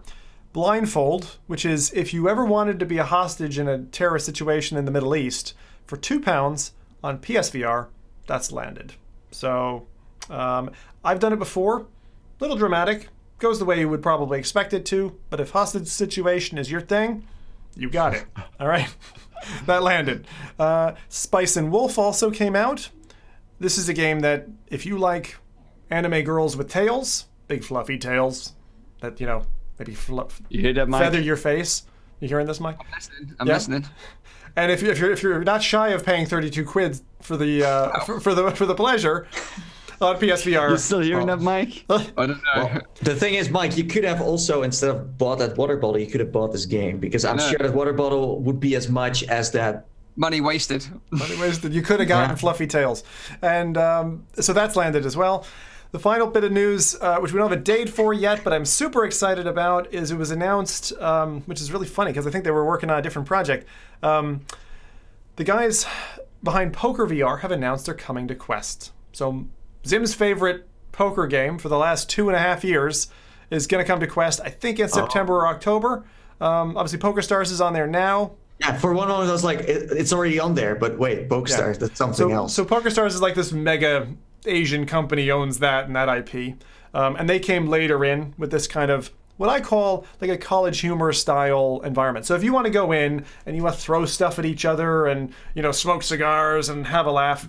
Do anything else than playing poker, you mean? Exactly, kind of feck about, right? If you want that, PokerStars is the thing. Poker VR is, and they've rebuilt for Quest entirely. There was a Reddit post about this. It looks very interesting because even their own game had some distractive elements. They've taken those out, cleaned up the environment. This is like serious poker. So they're banking on the fact that they are the serious poker players' experience. And they're going back to their original setup, which is you can walk around table to table. You're not just teleported to a table and that's it. So it's more a casino experience than just poker, which was actually their original intent. Their intent was to start off with poker because they were originally called Casino VR Poker. And then they revised their name along the way when they landed on Gear VR and on the Go. So they're going back to kind of their original principles, which I love seeing because they were going to do all these casino games and kind of develop them one by one and release them. And it looks like that's the track that they're burning on. So I'm very keen to have them come to the Quest. And when they do give a release date, you'll hear about it. So right now you still gamble with fake money, right? Yes. So But it's do not. you think that will come in the end? Because I'm sure, like, gambling on the internet, people gamble with real money all the Yes. time, as far as I know. But It's- in VR, it's of course still, moderated and. Very regional specific. The U.S. has a lot of trouble with internet gambling after there was a bill passed back it was after the 2000s that really like froze people's funds at the time. They weren't allowed to do internet gambling with real money, all that kind of stuff. It's a bit difficult. There are challenges, and I think that VR is so still in that nascent phase where it'll happen. I don't think it's going to happen in 2019. Gambling right now is controversial, so I'm sure that at this moment they're not gonna even consider. Yeah. Also in Europe, right, Nathie, you said you had specific laws around gambling that they completely outlaw it. So Here, also in Belgium, we can't use loot boxes anymore to a certain degree. Like I play a lot of Rocket League, I cannot open loot boxes anymore. I know that FIFA, NBA, Battlefield, and some others also have like certain mechanics in there that are still in Europe, but they just pay a big fine. But officially, they try to ban it, and it's a good sign. But on the other side, I'm not a kid, so if you can just let me gamble if I want to on Rocket League, a game I like, fine. But kids, yes, keep them away from gambling. Age restricted, yeah. It's the most shitty thing you can do to kids for sure. Yeah. So that was it. Quick fire rundown. Nothing there that's terrible. And some of Altspace. You forgot about Altspace. About Altspace. Well, it's not a release just yet, but it's coming to Quest, I heard. Yeah, I heard that as well. So there's more news than we can ever cover in a week. Normally, I just have to take an editor's eye and pick three. I've been a weak man. You need a team. You need a whole team that does research for you. Or maybe in the future, that podcast becomes super big. We all have our own team to do research. This is the thing. Even when I think, it's a relatively average week in terms of news, we still managed to hit almost a 2-hour episode. So anyway, let's get into the first topic, and that is about Lenovo, because they're bringing out the Lenovo Mirage AR headset again. This is the second time they've launched this device. Now it's with a new experience tied in with Marvel called Dimension of Heroes. Now, just so you know, the Lenovo Mirage AR headset is not a standalone device. So it's not like the Quest where you just buy it and you just put it on your head. You still need to use your mobile phone to slot into the headset, just like the old Gear VR did. So Wait, is this the one that was the Star Wars? Exactly. So experience? Yeah. Wow. Okay. Wow, they're bringing it back. They're bringing it back, but there are some differences that I'll go into. Imagine it as like a Gear VR for AR. That's kind of what the Lenovo Mirage AR headset is like. It's compatible with most popular phones, such as all the latest iPhones, including all the big ones, and Android phones from Samsung and Google. So pretty much if you've got a modern day smartphone, you'll be fine. So it's basically you turning your phone into a pair of glasses where you can see holograms with. Yes. Essentially, yes. Because so if you imagine it, when you set this up in your room, it's almost like you're using the pass-through mode of your mobile phone, although it's got its own cameras, I believe, that provides an augmented reality view of your environment. So the game will be overlaid over the real world. A filter. Like a filter, yeah. So this new headset, you'll use it in conjunction with a new pair of controllers. They kind of look like a cross between PSVR controllers and Knuckles controllers. Yeah. And they've got the blue and red beacons on the top, but they've got the hand straps of the index controllers. And cough, Beat Saber. Yeah. They look kind of fancy. I don't know. Kind of funky. Yeah. And then you've got this like tracking beacon that goes on the floor, so it knows like your height in relation to the floor. But like Zim touched on earlier, they brought out a headset about a year ago that was called Star Wars Jedi Challenges, and that had a single lightsaber controller. So the thing is, if you bought that pack, the Jedi Challenges pack, you can't play the Marvel Dimension of Heroes. However, if you buy Marvel Dimension of Heroes, you can play for free the Jedi Challenges. The software ports. Yeah, that's good. So that means that the next one is the same, but then we're going deeper and deeper into this rabbit hole. Well, hopefully, if Lenovo continue this crazy adventure, that they'll just use the standard controllers that they've developed for this application. I sure hope they don't. Is there a price on this? Because that's all I care about here. All I care about is how much does this fucking thing cost? Because last time it was like £89 or something for one title with one fucking piece of plastic. It was more expensive than that. It was £200 when it released. Holy fuck! Sorry. And this is $249.99 US dollars, so $250 US. This is 250 quid. That is the right direction. And it's only available in the US right now, so you can't even buy this in the UK or Europe. Good. I don't want it. No way I'm buying that. Save us some money, you mean? So let's see if I can get you excited with some of these features and modes that they're touting in this new game. Yeah, go on. So, like I said, it's overlaid on the real world, but don't expect any like room scanning or object detection like, in AR headsets like the Magic Leap or HoloLens. This is super cheap, super basic, so you need a really clear play space for this to work. Whoa, super cheap. Be careful how you're flinging that around. Compared to like Magic Leap, like who's multiple thousands of dollars. Yeah, okay. But, Which is a prototype. Yeah. Anyway, in this AR experience called Marvel Dimension of Heroes, you can play one of 6 Marvel characters, including Star-Lord, Doctor Strange, Captain America, Black Panther, Captain Marvel, and Thor. And you'll face off against villains such as Loki, Ultron, and Ronan, all from the movies, of course. There's 3 play modes: story mode, survival, and co-op modes. So this is kind of where it gets a little bit interesting. If you have a friend that also has this headset, 500 quid. Wait, this is interesting. I couldn't help but laugh. If you have a friend that also has this headset and the controllers, obviously, that you need for this game, you can play together. Well, what are you gonna do then? Well, you can choose a hero each and then fight. But how can you see the other one in AR? I don't know, because there's very few videos. Or is it gonna be a stick figure like in Serious Sam? I have played at VRLA. I did play a multiplayer AR app where you were battling dragons and stuff. So local networking AR is possible.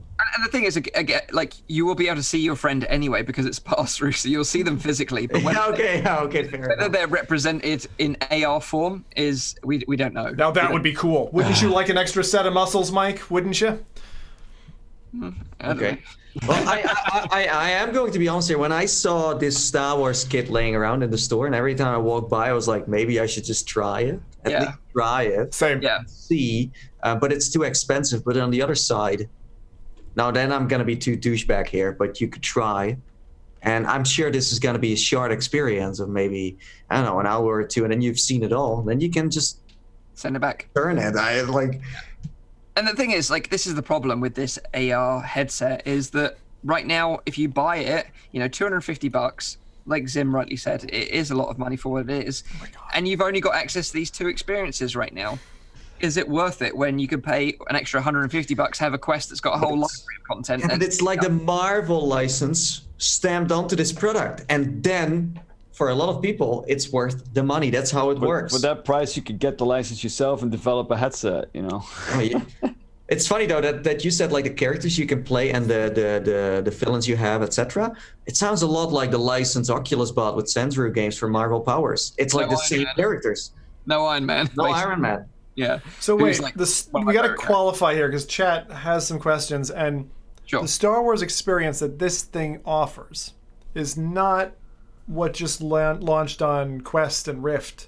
Those are not the same experience. No. So basically, the Jedi Challenges experience, which initially launched with the Lenovo AR headset, was basically like coinciding with the Force Awakens, I believe, movie. and you could basically fight Kylo Ren as a Rey character. Do you know what I mean? Like as a good character. So yeah, like it's not the same as the Quest. I would say that the Vader Immortal experience is likely going to be like 10 times better than this. I would put money on it. Yeah. Well, the other thing is occlusion.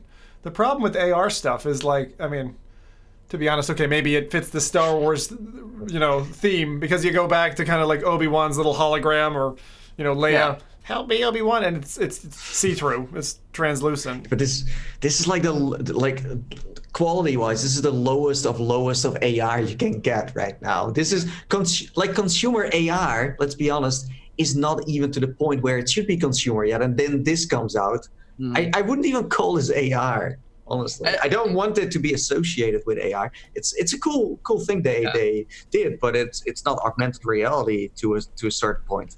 I'm surprised they're making another one, actually. After Jedi Challenges. Must have done well then. I don't think it did. No way. People are saying in the chat that they've seen it for about $30, and people are still not buying it because it's collecting dust on the shelf. I'd buy it for $30. But Lenovo must have bought a license and tries to sell this. You know what we need to do, Nathie, when we go to California? Play it together. We need to buy all these $30 and then bring them back and then resell them in the UK. Money.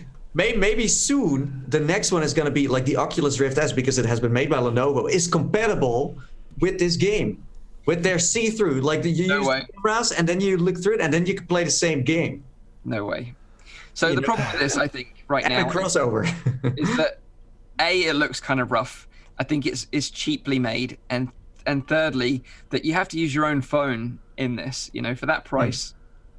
I don't think it's a particularly good value for money bundle. But I do want to try it. I am open to trying it. So, okay, you know what? When it drops here in Europe and the UK, the thing is, as long as I can return it, then I'll buy it. Yeah, because it's a gamble. But it could be like it's amazing, and then it's like I want to keep it. Who knows? I'm shocked. I'll put money on the fact that it's not. Well, okay, yeah. I'll bet you a burger. We couldn't do the bet earlier, so we're gambling now. But what return on investment are these people expecting from a product team side? Like, what are they expecting this product to do in sales in the first year? I don't understand why they're putting money into this again. Yeah, the only good thing is that you can play both this and the Star Wars one if you buy it now. But still, I still don't think it's a good enough reason to spend $250. Jesus. But it is what it is. I do like the fact that these products exist. They come to market. They kind of promote AR in some way, and people will be aware of AR maybe in a more broad sense when it actually does. It's legit. But still, I think, to be honest, these kind of things, for me, is a bit like all these cheap VR headsets you see in shops where you put your phone in still. It's like the cardboard era of AR almost. Exactly. Yeah, it is, yeah. But it's bloody pricey. The next one is definitely going to be Harry Potter, because there's a new movie coming out. So they just use all the big IPs and because in the end, what they did is like they have the Star Wars one. In the end, they do exactly the same thing, but then they use skins of like Marvel and stuff. And then the next one, they will do the. If they make a Harry Potter one, there is no question that this is probably going to land in my house because my wife. And then you can't return it, sadly. Exactly. Yeah, she'll love it. She'll just live in the AR world. I feel you. Also, someone is summarizing the podcast so far. It's Dave the Psycho. And that's the way to say it, right? He says, I'm in love with the dragging in today's podcast. The dragging? Dragging like through the mud, I guess. Dragging it on, maybe. That's what we do now. It's up to you guys to think about what that means. So now let's pass it over to Rowdy. He's going to make us all a little bit smarter now. Give us some Rowdy science on why VR makes us motion sick. I'm super intrigued by this because now I used to be susceptible to motion sickness, not anymore. But Nathie, you recently got motion sick playing No Man's Sky, right? Yeah, of like frame drops and stuff. It's not fun. Yeah. Oh, because of the frame rate, not because. Oh, yeah. Right. And even I was surprised. Even Carmack still gets motion sick too. Like when he was talking in the podcast, there's nothing wrong with that.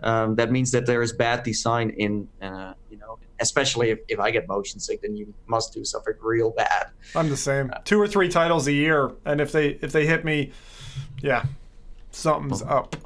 All right, Rowdy, the floor is yours.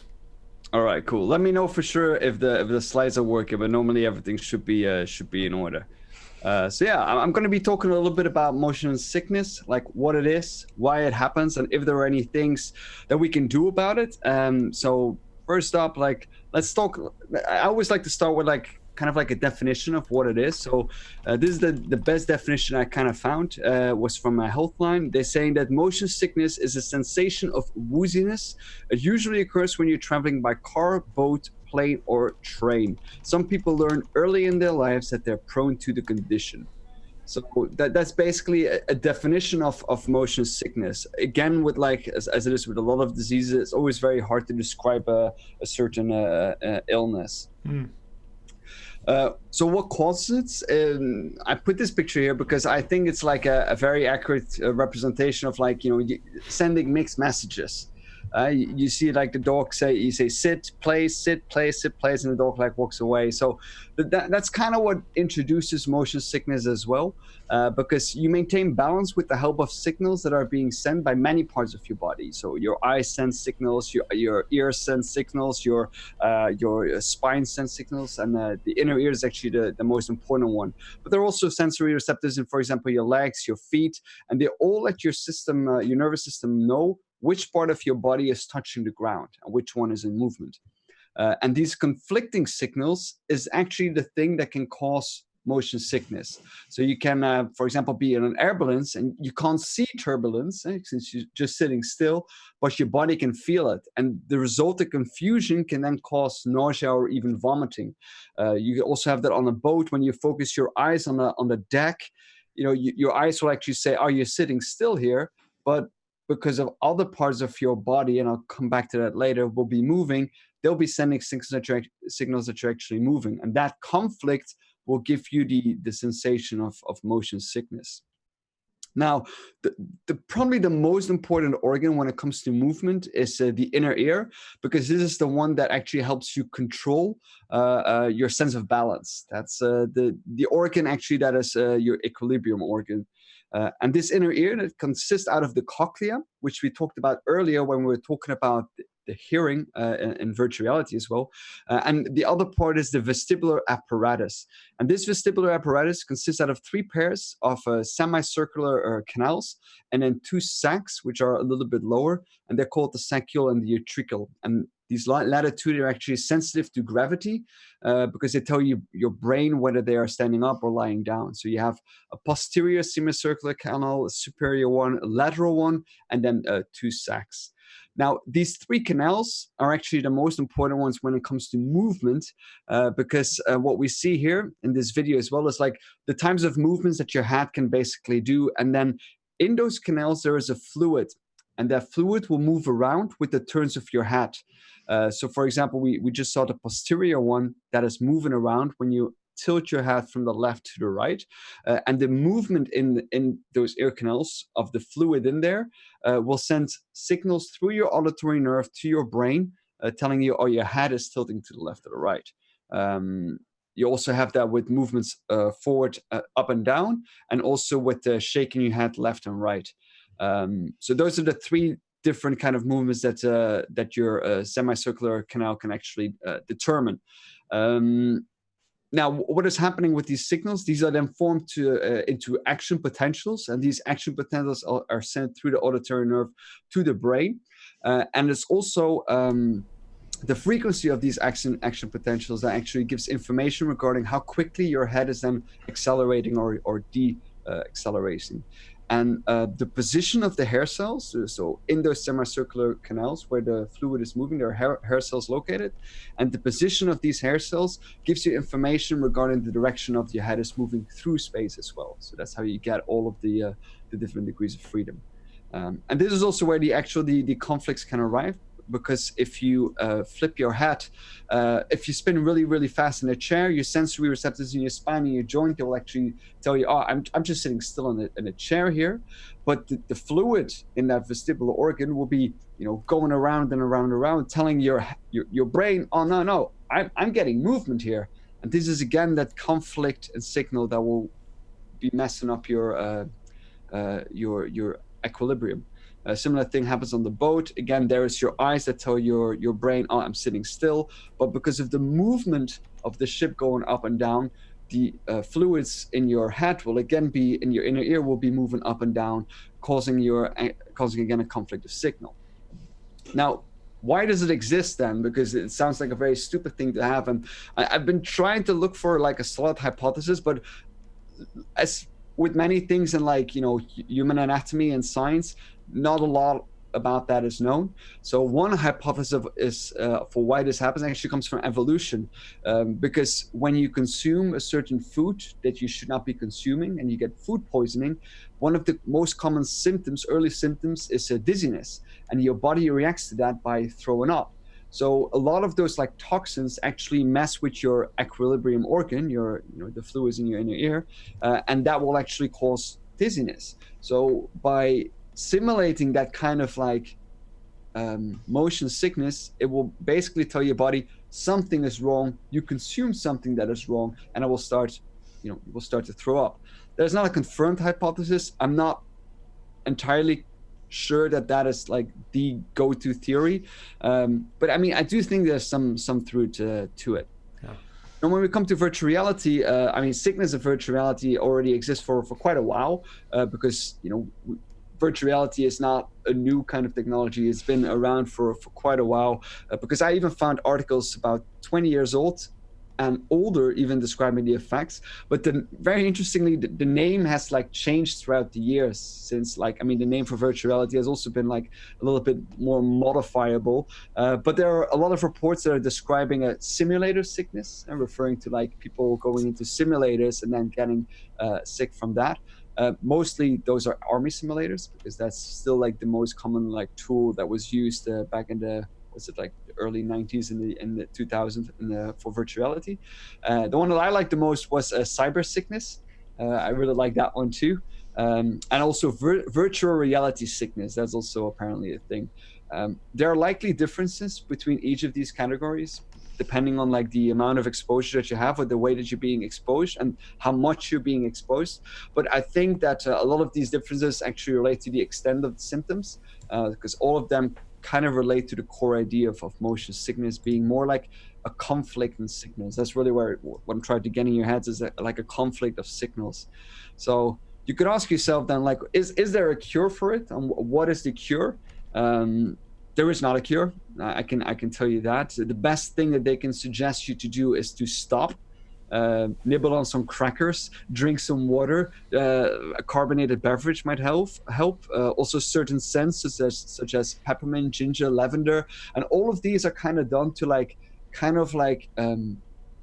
unconfuse your brain, to say like, oh, this makes some signals, it's normal, is because I'm trying something that is normal. That's also why they say like people that are exposing themselves to this often get their VR legs, because they're training their brain basically into experiencing this kind of stuff.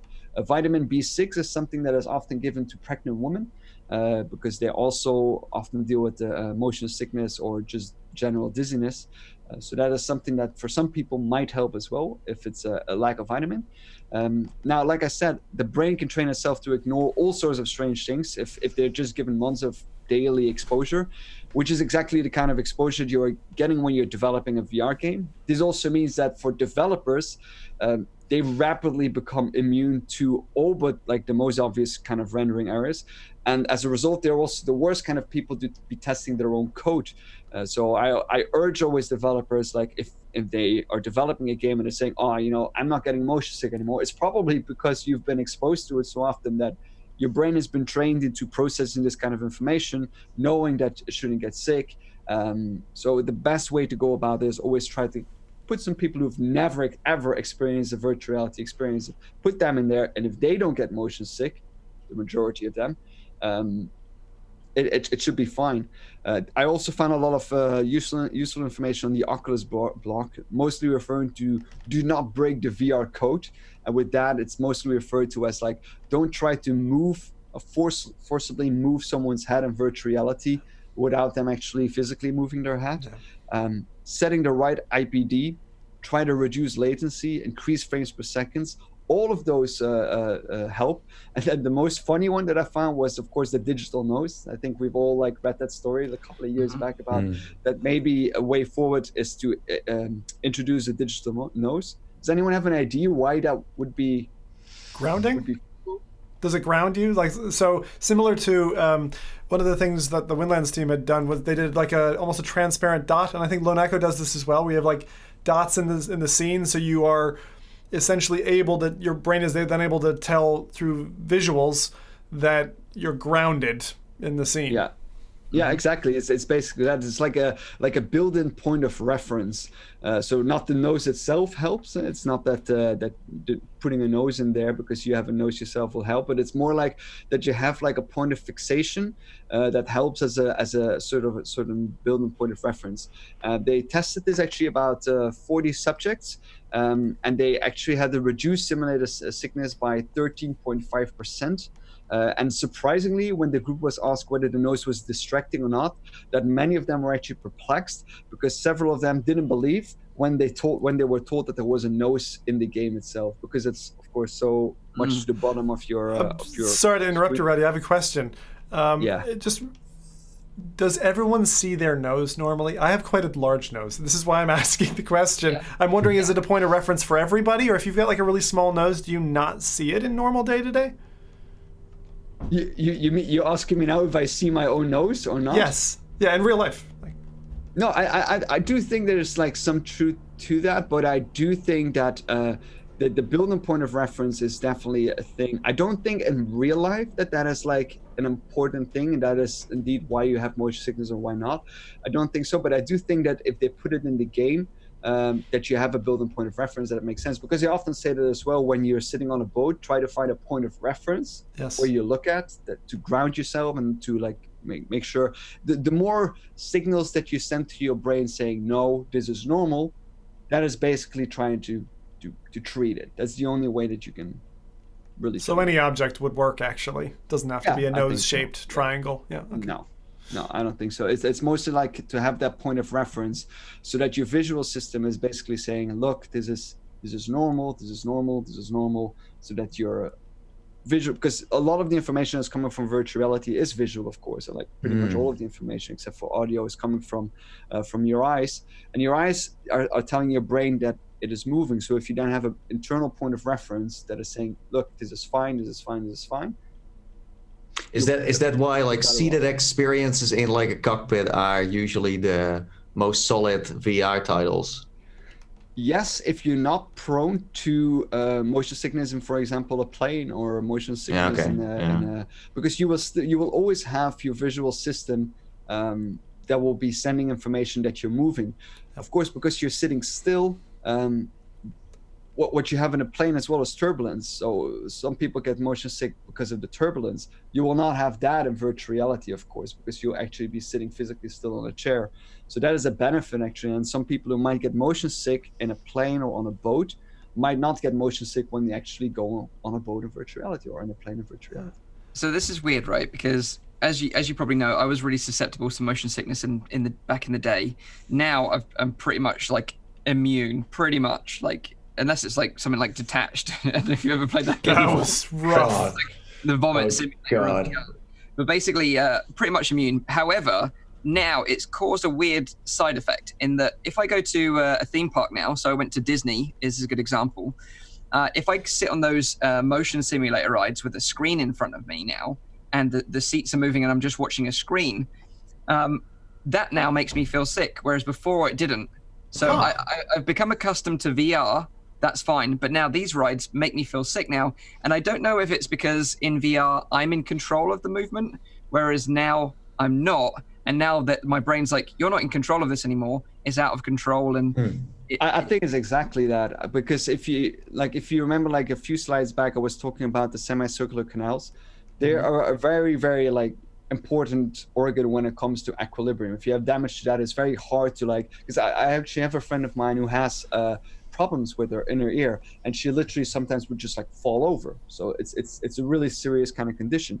Now what you have done by exposing yourself so often to virtual reality is to basically train your brain. It's like, look, I am moving, I know that, but since my inner ear is not sending any signals, everything is fine, do not get worried. That's basically what you're saying. But now you're putting yourself into a different environment where not only your eyes are now telling you that you're moving, which you have trained your brain, it's fine, but now your equilibrium, is getting messed up as well because of the fluids that are going around your inner ear, telling your brain now something is going on, because this is not something that we've experienced before. This is different from what we've experienced before, and that can then indeed trigger your emotions. But it's weird for me. It's like, I wasn't into roller coasters before, or like fast rides, going in further stuff like that. And now I'm like completely addicted to it because I can handle it. I'm like pushing it to the limit. Yeah, I'm very similar to you. When we went to OC4, I went on some live roller coasters, and I'd done roller coasters before when I lived in the States. But I was like, I'm freaking immune. I'm not scared of it. I feel totally fine. And everyone else is like screaming their heads off, and I'm like, this is awesome. I just felt great. That's really interesting. But the thing that I would say, firstly, it's a little uncomfortable to see basically the 3 DOF engine or the 6 DOF engine that exists in our heads. For some reason, me now understanding that that's how it works, like having that understanding, makes me feel a little uncomfortable, like I know too much. But beyond that, like for me, the propensity for illness, for those who are relatively new to VR, like when we were stuck in 3 DOF territory, like with the Samsung Gear VR, and then moved to 6 Degrees of Freedom, the difference is night and day between those two ecosystems. And no doubt it's because of the mismatch between your visuals and, again, those lovely liquid tubes that we have jammed in our ears. Yeah. It is weird though, because like normal roller coasters I'm fine with as well, but it's just these simulators now that I just can't handle anymore. And when I thought about it, because of course they go the extra mile, because they try to like get that visual, like really like things that you couldn't do on a roller coaster, they're putting you in then. So it's your eyes already telling you like, whoa, this is intense, but you've trained your brain into like saying, no, it's fine. Yeah, but I think the best advice, like you said, to people out there that suffer from it, is to not push through it. And to take regular breaks. Make sure you take regular breaks and do it in short sessions, because eventually your brain will get used to it. I noticed that with my nephew. Like I showed him some VR games, and he tried to use walking locomotion in Rec Room, and then he said like, I can't do this, and then he said like, I'm gonna stop, and then I came back again, and he was like, okay, can I play with teleportation? Like, yeah, sure. But then I noticed, since some VR games nowadays have this match of like, you can teleport but you can also walk, I saw that he was teleporting, but he was slightly combining it with walking too, with the thumbstick. So if you have both in there, then you give people the opportunity to slowly use both and kind of find. So I was surprised by that, where some games only have teleportation, others have a combination of the two, and that seems to kind of work and get people, he didn't even notice it. I didn't even mention it. I was like, well, you're kind of using walk locomotion now without you even. So maybe like a good way to round this up, unless you've got more to say, Rowdy, is to maybe give an example of a game that's made you feel motion sick. And one for me, like it was very early days, like it was DK1 days. So I tried Half-Life 2 mod. And again, it was all smooth locomotion and like being very new to VR and being at a low resolution headset with only 3 DOF movement as well. Like all that combined, like wiped me out for 4 hours. So I'm just intrigued, like especially in the chat as well. Like, is there any games, particularly even new games, because now that I'm kind of, over it, nothing really affects me anymore. I'd be interested to know if any new games have made you feel quite sick. But like Nathie said with No Man's Sky, but I think that was down to frame rate. That was performance. Performance can make you really sick too. Well, because that's like totally unnatural. Like it's like your whole head is just stuck for a moment, or you can't see what's going on. It's super weird. But that's exactly what is happening, because you're moving your head. Your inner ear will tell you have just moved your head. Your visual system which is also a very strong system, is saying, no, you haven't moved your head yet. You're now moving your head. So that's like a completely different, like, because the frame rate it won't reconcile. Yeah. Yeah. So it will say, no, you're not moving your head this fast. So, Mike, you want us to relay examples? Like the last time you were motion sick, and what game were you playing? I'd be intrigued to know. If you can remember. I know which because I'm very prone to motion sickness. I think it's because I started out with cardboard. So I done a ton of roller coaster at 15 frames per second, and I'm literally there's nothing ever that has really ticked me off except for one thing, and that was Nathie's fault when we yeah, that was intense. Yeah, you already know it's probably when yeah. we went into VR chat and he put me into this roller coaster, but this Ferris wheel. But the controls of the Ferris wheel was broken, and up to this date, I don't know if he knew beforehand or not. Yeah. But they would go around about 50 times per second. They're just sitting there. So weird. It's like you just get sick anyway. Can you imagine that in real life? I have a video on my channel. It's called "How to Get Motion Sick." I literally, when I came out of there, I literally fell on the floor, not because I was motion sick, but just because you know that trick that you do with you put the ball down, you take circles around it, you do the and then you fall just on it when you try to kick the ball. That was it. I just came out of there and just fell off. That's hilarious. It's my story for here would be also VR chat, funnily enough, because when I've gotten ill, motion sickness triggered or sim sickness triggered in VR, it's normally because I'm actually sick, and then for whatever reason, my physical composition, my VR legs go away, and almost anything will then trigger me. So half an hour, 40 minutes in, and I start to get that uneasy feeling that doesn't dissipate for some time after. That makes sense, because that's a trigger for your body to say something is wrong with you. You should not be experiencing this now as well. And that's the same thing with when you're. I rarely go into virtual reality when I'm hungry, because I know that is one of the things that can actually make you feel sick afterwards. Interesting. If you go in hungry. So I always make sure I have something eating or something. Starving right now. So VR chat had a Christmas party or New Year's party, and I wanted to join it. So I joined in, but then there was a problem because I'm a sim racer. My wheel decided to have me rotate, and I never have a problem with up and down or anything like that. Even my kids walk in here with my swivel chair. They spin me even 8 times around. I will feel ill. For some reason, lateral spinning for me, I can't handle. And my controller, I close my eyes for a second and I open it, and the whole world is just panning this way at high rate. So screw you, VR chat, because you've knocked out 2 of us. But yeah, VR chat is my example. That's really interesting. What about the chat? Have they got any fun examples? I think Detached, like I touched on earlier, is horrible. I think it was just poor design in that game, because it was zero gravity, so you could move in any direction. You could pitch and roll. It's Newton motion. That's why. Oh, yeah. I don't think it's a poor design. It's just that we as humans aren't probably allowed, without setting alarm bells off, allowed to move in that way. It's very rough. By the way, astronauts themselves, they need to go through rigorous training before they go to space for this particular reason. So basically, that game was only designed for astronauts to play. Yeah. So I see Windlands. Very niche. I see Windlands in there. Also ISS Mission. That's kind of like Detached too. It's very rough because after a while you don't know if you're upside down anymore, but you're still standing physically. Yeah. On the same floor. It's like Gravity, the VR experience. And when you then take it off, I played that, and when I then took off my headset, I had for 2 hours where the heck am I? What just? It's crazy. Yeah, that one really screws around with your mind. Good example. And just scrolling through the chat. Yeah, so I see End Space here. I think someone's asking you, Rowdy. How do you play Pavlov then if you're so prone to motion sickness? Me prone to motion sickness? Well, because you said earlier that you have a tendency to be prone to sim sickness, and I think the question was the opposite. He said. Oh, yeah, you're the opposite. Oh, yeah, right. I've never. No. Really? What? Really? Never? Wow. Nope. Only the VR chat thing. You got to find a way, lads. Developers, this is a mission.